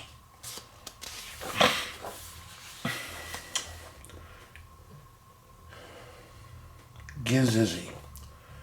Found on both Sog and the Endless Forest, the Gizigzy is a brown and orange amphibian with 4 stubby feet and a long tail. Because Gizizzy are frequent preyed upon by larger animals, females of the species have evolved to lay multiple clutches of eggs per trine,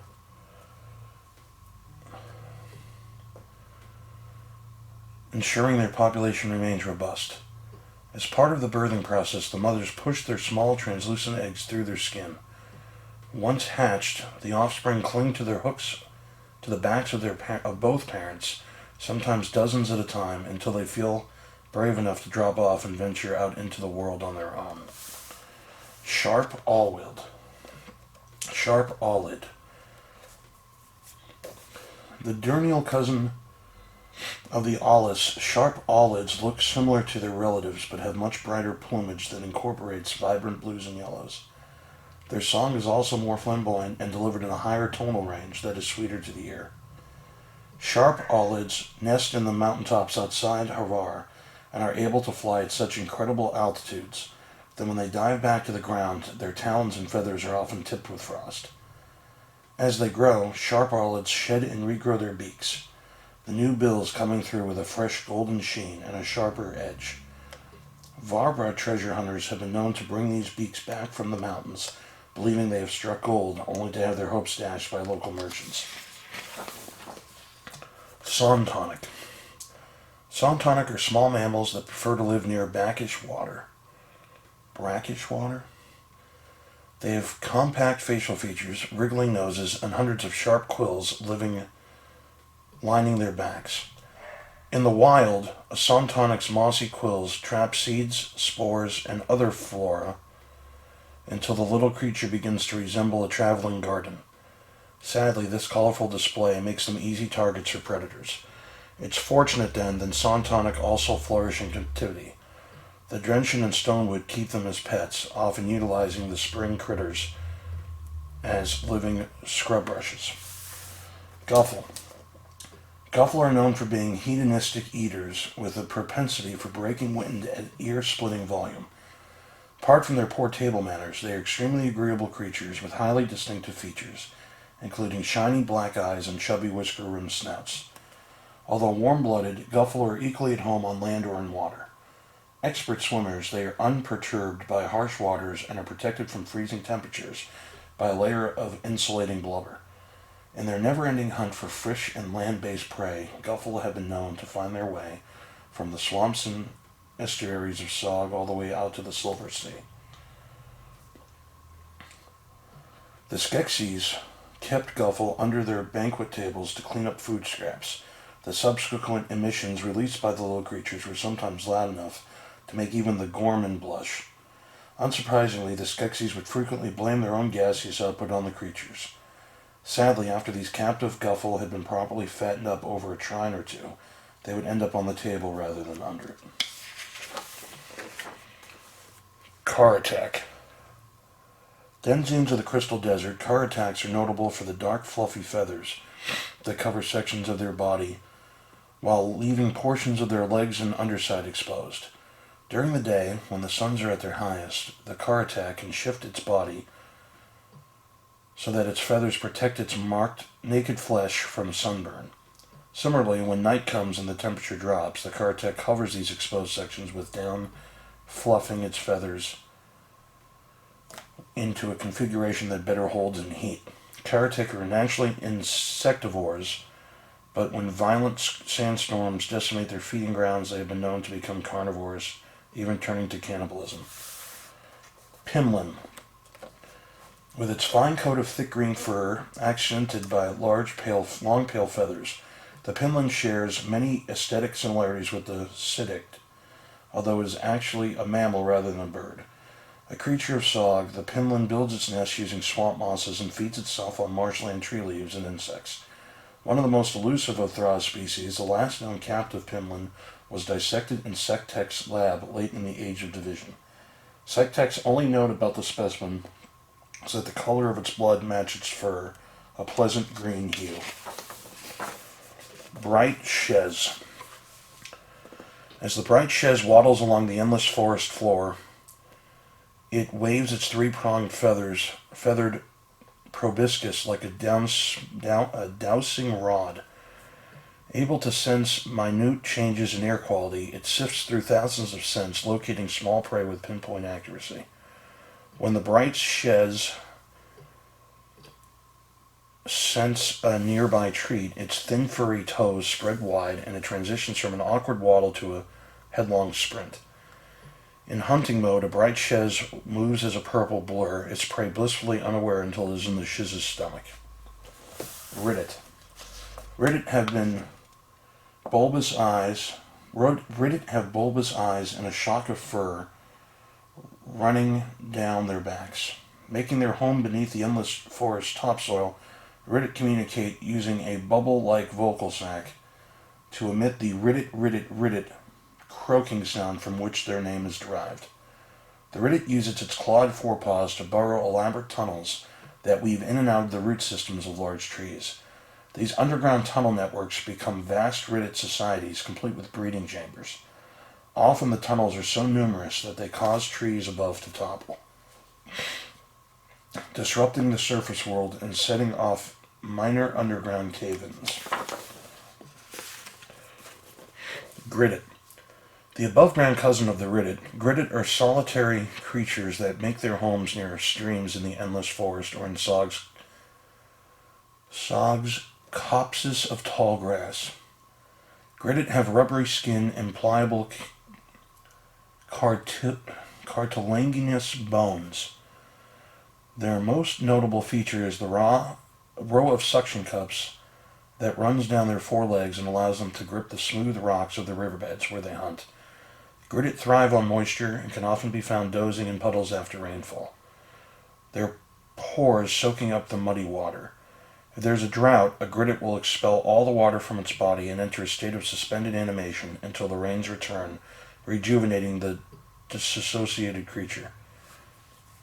Okay. Lumpunum.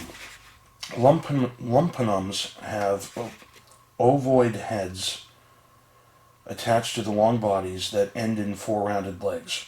Often confused for rock formations because of their lumpy bodies and slow movements, these creatures of the endless forest are mostly left alone by predators. As Vopran chefs can attest, Thra's predators are missing out. Pillow-like and succulent with very few bones, lumpanum flesh is considered a delicacy by Harar aristocrats. Rearing lumpanum is a relatively low-maintenance pursuit. They expand so little energy that they need only consume a few blades of grass per day to remain plump and tasty. Flingit. One of Sog's most common creatures, flingits are often cited as a clump of wet hair floating along the surface of the marshes. But underneath that thick, luxurious mop is a wide-mouthed amphibian ready to lap up passing insects with its sticky tongue. Drenching in flingits because of the mistaken belief that they spread warts. In fact, the creature's mucus possesses acute and medicinal qualities. Drenching avoid flingits because of the mistaken belief that they spread warts. In fact, the creature's mucus possesses quite acute medicinal qualities. Safe sailors, on the other hand, are well aware of flingits' healing properties and keep the creatures on board their ships. Sick sailors need only lick the belly of a flingit to begin feeling its potent healing effects. Shrumpin. Plentiful along the Siphon coast, shrumpin are plump, multi-tailed aquatic invertebrates that travel in schools by the millions. One of the most in-demand foods at Skeksis banquets, shrumpins were served alive and wriggling, albeit slowly, smothering to death in gravy. Shrumpin were so highly prized by the Skeksis that seafaring sailors were expected to present enormous hauls during teething, the resultant overfishing nearly driving these shellfish to extinction. Turtle. Massive shelled reptiles whose physiology incorporates flesh, scales, and stone, adult turtles can hibernate for many trines, slowly down their metabolism to the point where they appear to be deceased. Turtles often awaken from their slumber to find entire ecosystems living on their backs, including trees, birds, and animals. Often sighted swimming in the Silver Sea, turtles are able to hibernate while afloat, inevitably becoming floating islands that sustain pockets of life as they drift around Thra's shores. Born out of eggs the size of podlings, turtle infants were another Skeksis delicacy. The unfortunate newborns were served live inside pies, the crust a mix of flour and the turtle's own amniotic fluid. Often the young turtles ate their way out of the pie, only to be quickly gobbled up by the gluttonous Skeksis. Leafer worm. Dig into soil anywhere on Thra, and chances are you'll find a writhing mass of leafer worms. Even during the blighted and desolate days late in the Age of Division, when the dark crystal was at its most volatile, leafer worms still managed to thrive. Leafer worms remain one of the hardest life forms on Thra, capable of completely regenerating from any wound, no matter how grievous. They can even recover after being split in half. One leafer worm becoming two. They are also a good source of nutrition. The Skeksis were particularly fond of leafer worms, consuming them in wriggling handfuls. Humhead. If a humhead with its curved spiral shell and myriad sticky tentacles looks out of place in the endless forest, that's because it is. Humheads are born at sea, and when fully grown they swim inland, following the river deltas and inlets in search of prey. Humheads have large green eyes that allow them to see at night or in deep, murky waters, and their angular heads and long-necked stalks are similar in texture to their scaled tentacles. When threatened, the humhead is able to collapse its entire body, including its skull, into a floppy mass of tissue, easily retracted into its shell. Many of these woodland mollusks never return to salt water and live the entirety of their lives under the cover of the forest's thick canopy. Lifizur. Lifizurs are creatures of the endless forest identifiable by their twitchy, suspicious eyes and long, powerful legs. Jumpy creatures, both literally and figuratively, Lifizurs can perform an impressive vertical leap that allows them to reach the highest branches of berry bushes and legume trees. When they find a good food source, they quickly strip it of as much nourishment as possible while trying to avoid the attention of circling olluses. They gobble up these nuts and berries but don't swallow, instead storing their finds in large cheek pouches. Back at their nest, Liffiters regurgitate the day's harvest. Their saliva acts as a preservative, keeping the foraged food fresh for a whole season. Two-eyed stickler. When traveling to the endless forest, one might be tempted to pat the innocent-looking two-eyed stickler's inviting crystalline fur. Do not touch it. A tiny bead of poison tips every hair on the two-eyed stickler's body. On contact, the victim's muscles instantly lock up and become racked with searing pain that can last hours. If exposed, Stonewood locals say the best cure is chugging Mebry milk. If Mebry milk is in short supply, one should lie still on the ground, preferably some distance from any other two-eyed sticklers, and prepare to cry, scream, and wail for a full rotation of the greater sun. Though perilous to harvest, two-eyed stickler poison has many uses.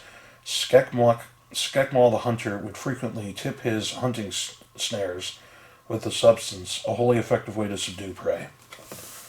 Dubbabub. One of the most graceful swimmers in the Silver Sea, an adult dubbabub can grow as many as 18 fins, which it uses in perfect synchronicity to paddle through the water. The dubbabub is a social creature that is frequently sighted swimming in large groups, its long neck gliding above the waterline. Able to band together to ward off any potential threats, dubbabub have few natural predators. Pods of dubbabub can be seen frolicking in the surf along the seafin coast, while sightings further out at sea are considered auspicious omens by seafin sailors. Tendril. Pink and gelatinous, tendrils are found on the hills along the seafin coast, as well as in the endless forest and the mountain ranges approaching the Castle of the Crystal.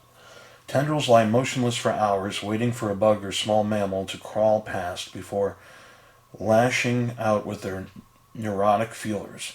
Even the faintest graze will paralyze small prey so that the tendril can stuff the still-living morsel into its mouth.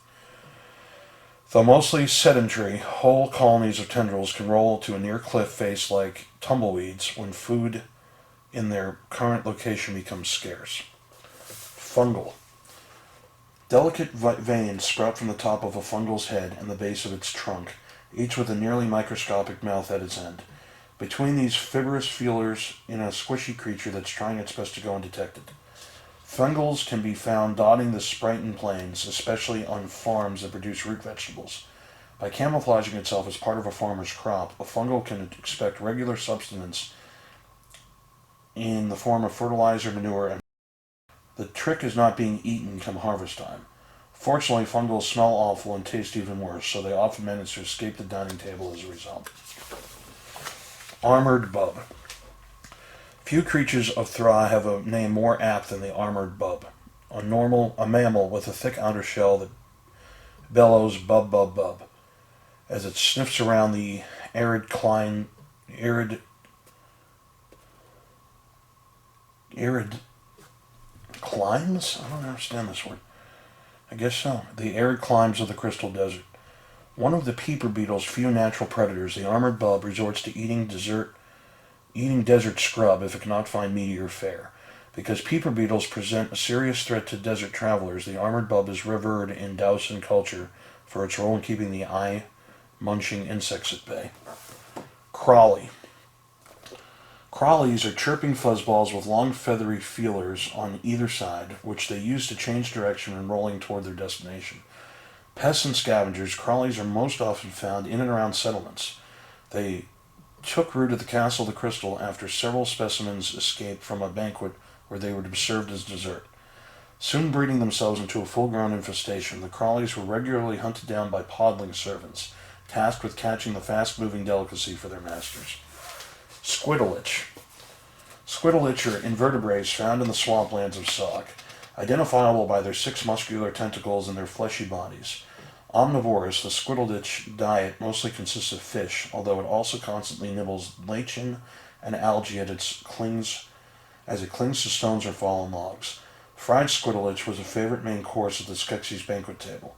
As a result, the Drenchen hunted them to near extinction to pay Skeksis teeths during the Age of Division. Though squiddleich are not aggressive by nature, they will fiercely defend themselves when attacked, lashing out with their tentacles to deliver a blow that's strong enough to pop a Drenchen's shoulder right out of its socket. Kupati. Essentially a mop of orange fur with protruding fangs and large black eyes, Kapati can be found crawling along the ridges and overhangs of the Siphon coast. They frequently raid unattended bird nests, eating the eggs before blending into the natural camouflage of the nest. When the mother bird returns home, the main course of the Kapati's meal begins. Zenid bird. Zenid birds are the natural predators of the Nurlock and are so tenacious and cunning that Groton shepherds struggle to keep them from decimating their flocks. Hunting in packs, Zenid birds have barbed tails that they use to inject their prey with a corrosive venom that not only kills their quarry but begins the work of digesting the corpse before the Zenid have even begun eating. Once their prey has stopped twitching, Zenid birds descend on the prey in large groups and use their sucker-shaped mouths to slurp up the melted Murloc flesh. Due to the stealthy nature of the Zenid bird, few witness their attacks. It's not uncommon for Groton shepherds to wake to find their entire herd of Nurlocs has been devoured in a single nighttime raid. Tittlebit. Descendants of simple life forms that existed at the birth of Thra, Tittlebit are puddle dwellers that crawl along the bottom of ancient tide pools in the desert regions of Grot. Though their anatomy is simple, they have developed a rudimentary language, purring and bubbling away in the darkness, even pausing to let their neighbors in nearby pools speak. Their main source of sustenance is hollowback guano, which can be found in ample supply in the caves of Grot. Brown Slippy.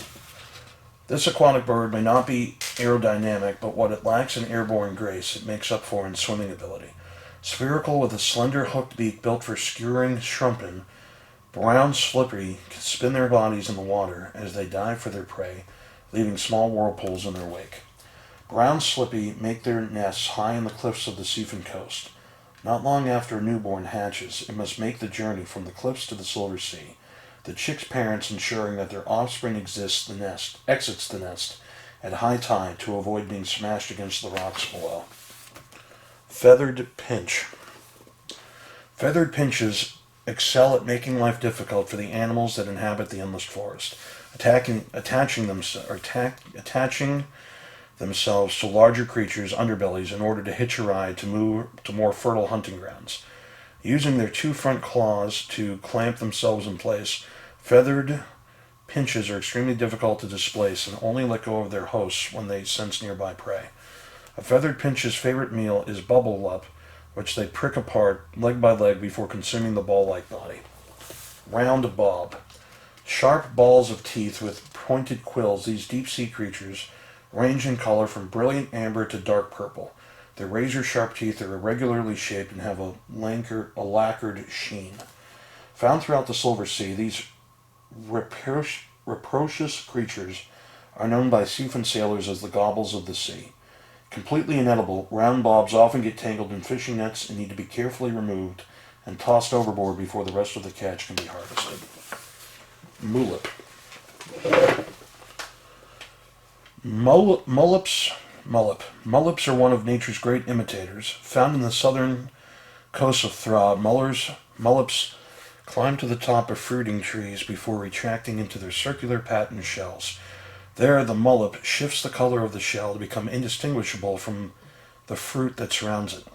When a hungry herbivore tries to take a bite out of the mullip, the camouflaged creature strikes, latching on with the pointed hollow claws and pumping its victim full of a venom that liquefies flesh and internal organs. Once the poison has done its hideous work, the mullip drinks its prey, sucking up the goop through its whisker-like proboscises.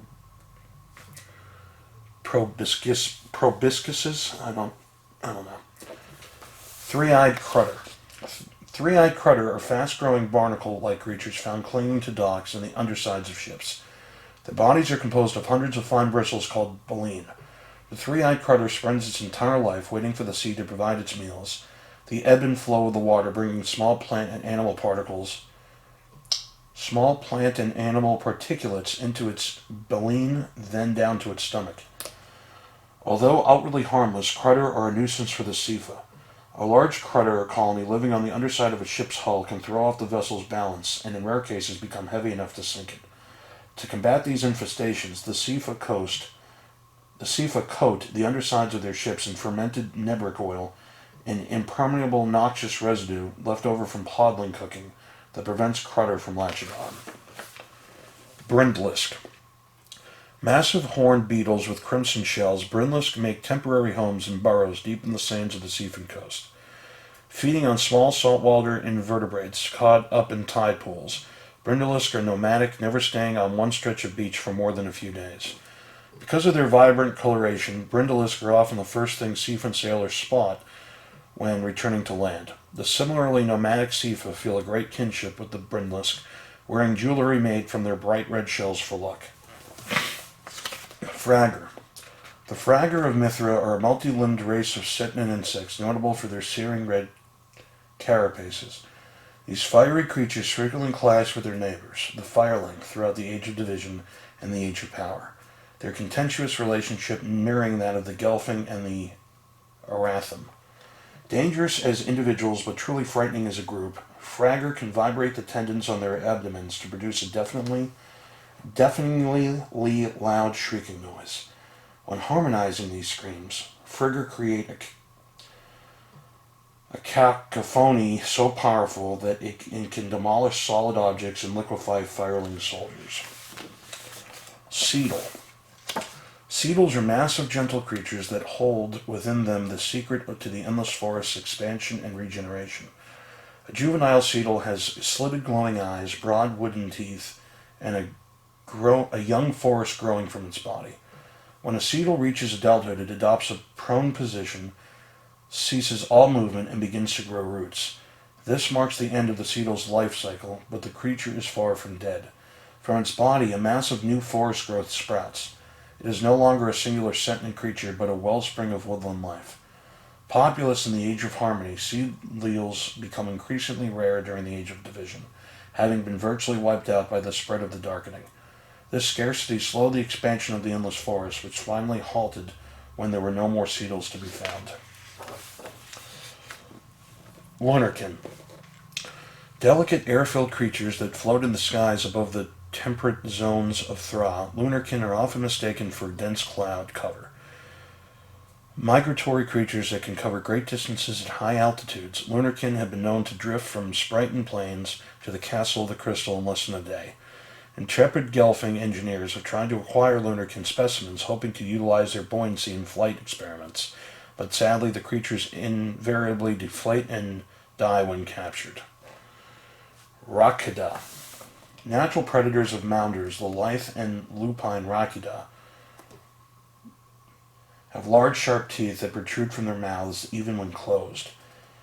Their hairless flanks are patterned with stripes that run down the sides of their rib cages, and they have short vestigial bat-like wings that are unsuitable for flight. Rakida hunt in packs, executing advanced team tactics unseen in the rest of the animal world, laying ambushes for their prey and organizing grading parties to attack protected livestock.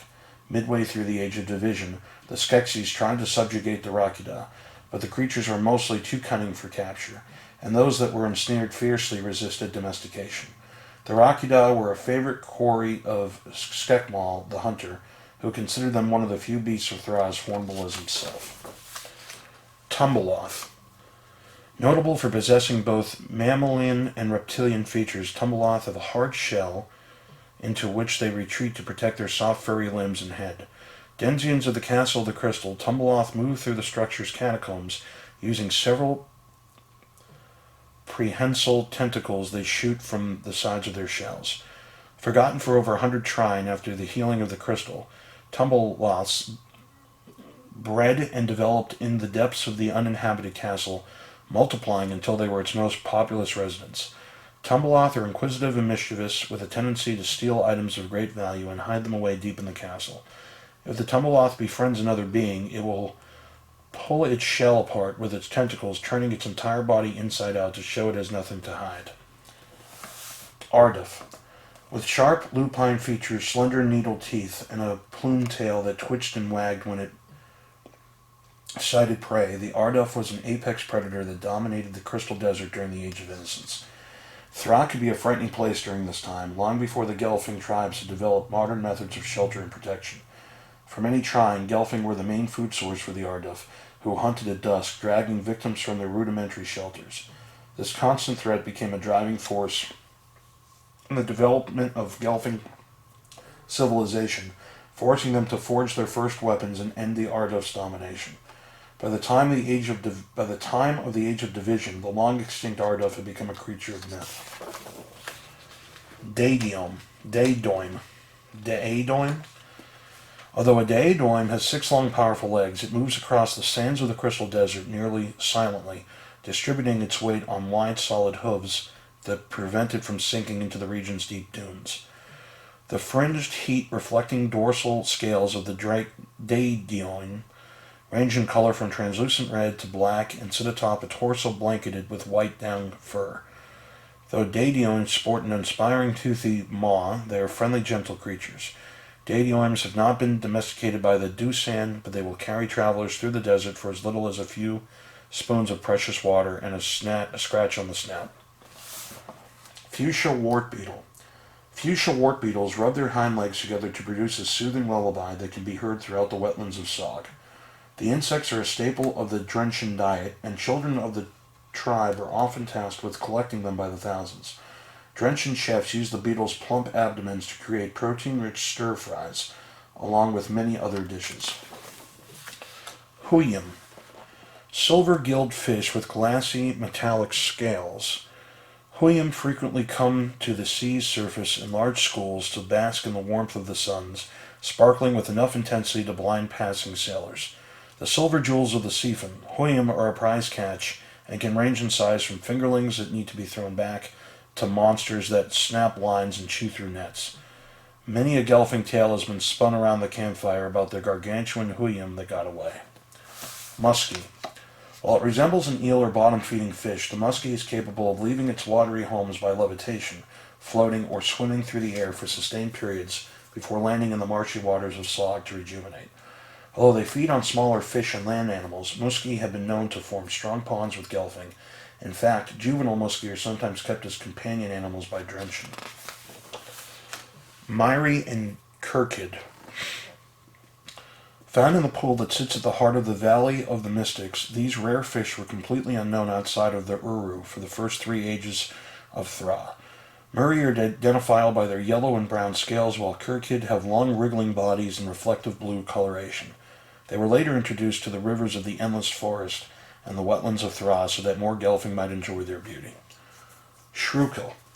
Shrukil were 6-eyed birds with long beaks and necks.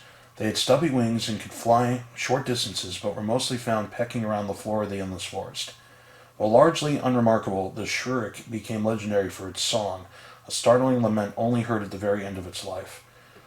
Shrukil were hunted to extinction by the Skeksis early in the Age of Division, but their song lives on through the Gelfling bards, who incorporate the melancholy tune into many of their ballads. The trill of the Skrkul symbolizes a good death after a life well lived. Swathel. The swathel is a large mammal that roams the Crystal Desert. It has 4 legs, all with backward-facing knees, and a short, prehensile snout that it uses to scent water. When swathel have the opportunity to hydrate, they drink more than their fill and store the rest in their hump. Swathel also produce milk. Many a wary Gelfling lost in the desert owes its life to the creature's sweet glowing milk, a gift the placid swathel gives freely. Ruswa. The Ruswa is a serpentine predator with reflective green eyes and a chin that buckles under the weight of its massive underbite. Eel-like in anatomy, these amphibious pack animals work together to corner prey both in and out of water. Ruswa can be found in the marshes of Sog and the underground rivers of Grot. Luckily, they are not large enough to be a threat to Gelfling, but the aggressive creature can still deliver an extremely painful bite. Volististaba and the Great Trees. Volististaba, the sanctuary tree of Grot, and the other great trees of Thra hold the history of the world inside their vast brain-like root systems. They are ancient beings, some of the oldest living things on Thra, and the life forms with the closest connection to the crystal For thousands of trine, each tree watched Gelfling societies rise and grow. While they never favored the Gelfling over Thra's other inhabitants, the great trees were a constant source of guidance and inspiration for the 7 clans. During the Age of Division, the Sanctuary Tree became the first to sense the threat posed by the Skeksis and the Darkening. Staba died during the Age of Resistance, but before passing, it imparted its world-healing powers on the Gelfling hero Deet. But such powers came at a price. And that is the book. Discover the wild and wonderful creatures of Thra in this guide to the flora and fauna of the Dark Crystal universe, featuring remarkable original illustrations. In a world where rocks talk and trees dispense wisdom from across the ages, anything is possible. This comprehensive volume catalogs the many life forms of Thra's unique ecosystem, from the vile Skeksis and their noble counterparts, the Mystics, to a whole cornucopia of amazing creatures and critters, including Landstriders, Gartham, Peeper Beetles, Physigs, Pluffum, and many more fan favorites. Drawing from all aspects of the saga's universe, including the critically acclaimed Netflix show, The Dark Crystal Age of Resistance, this book features all new illustrations by Iris Compiet, a protege of the original Dark Crystal concept artist Brian Freud. Visually dazzling and filled with enthralling information about all Thra's life forms, The Dark Crystal Bestiary is the definitive guide to this world of wonders. So folks, thank you for sitting through this. If you made it to the end, I applaud you wholeheartedly because my voice was going and tried not to cough as much, and I could barely read the cursive in some cases, so I appreciate it. Finally got this video done though. Can put the book away now. And like I said earlier, I will be filming a majority of the game room, and then what I'll do is I'll do a sound over the game room. I'll do a play-by-play of what you're watching, and that's I think how I'll do it. Normally when I've done game room videos before, I film as I talk, and I think this time it would be best if I just filmed everything and then did play-by-play as you see what you see in front of you. That way I can not, make it as best as I can quality-wise. So, I appreciate all of you. Thank you for watching this video, and we'll see you in the next one. Bye.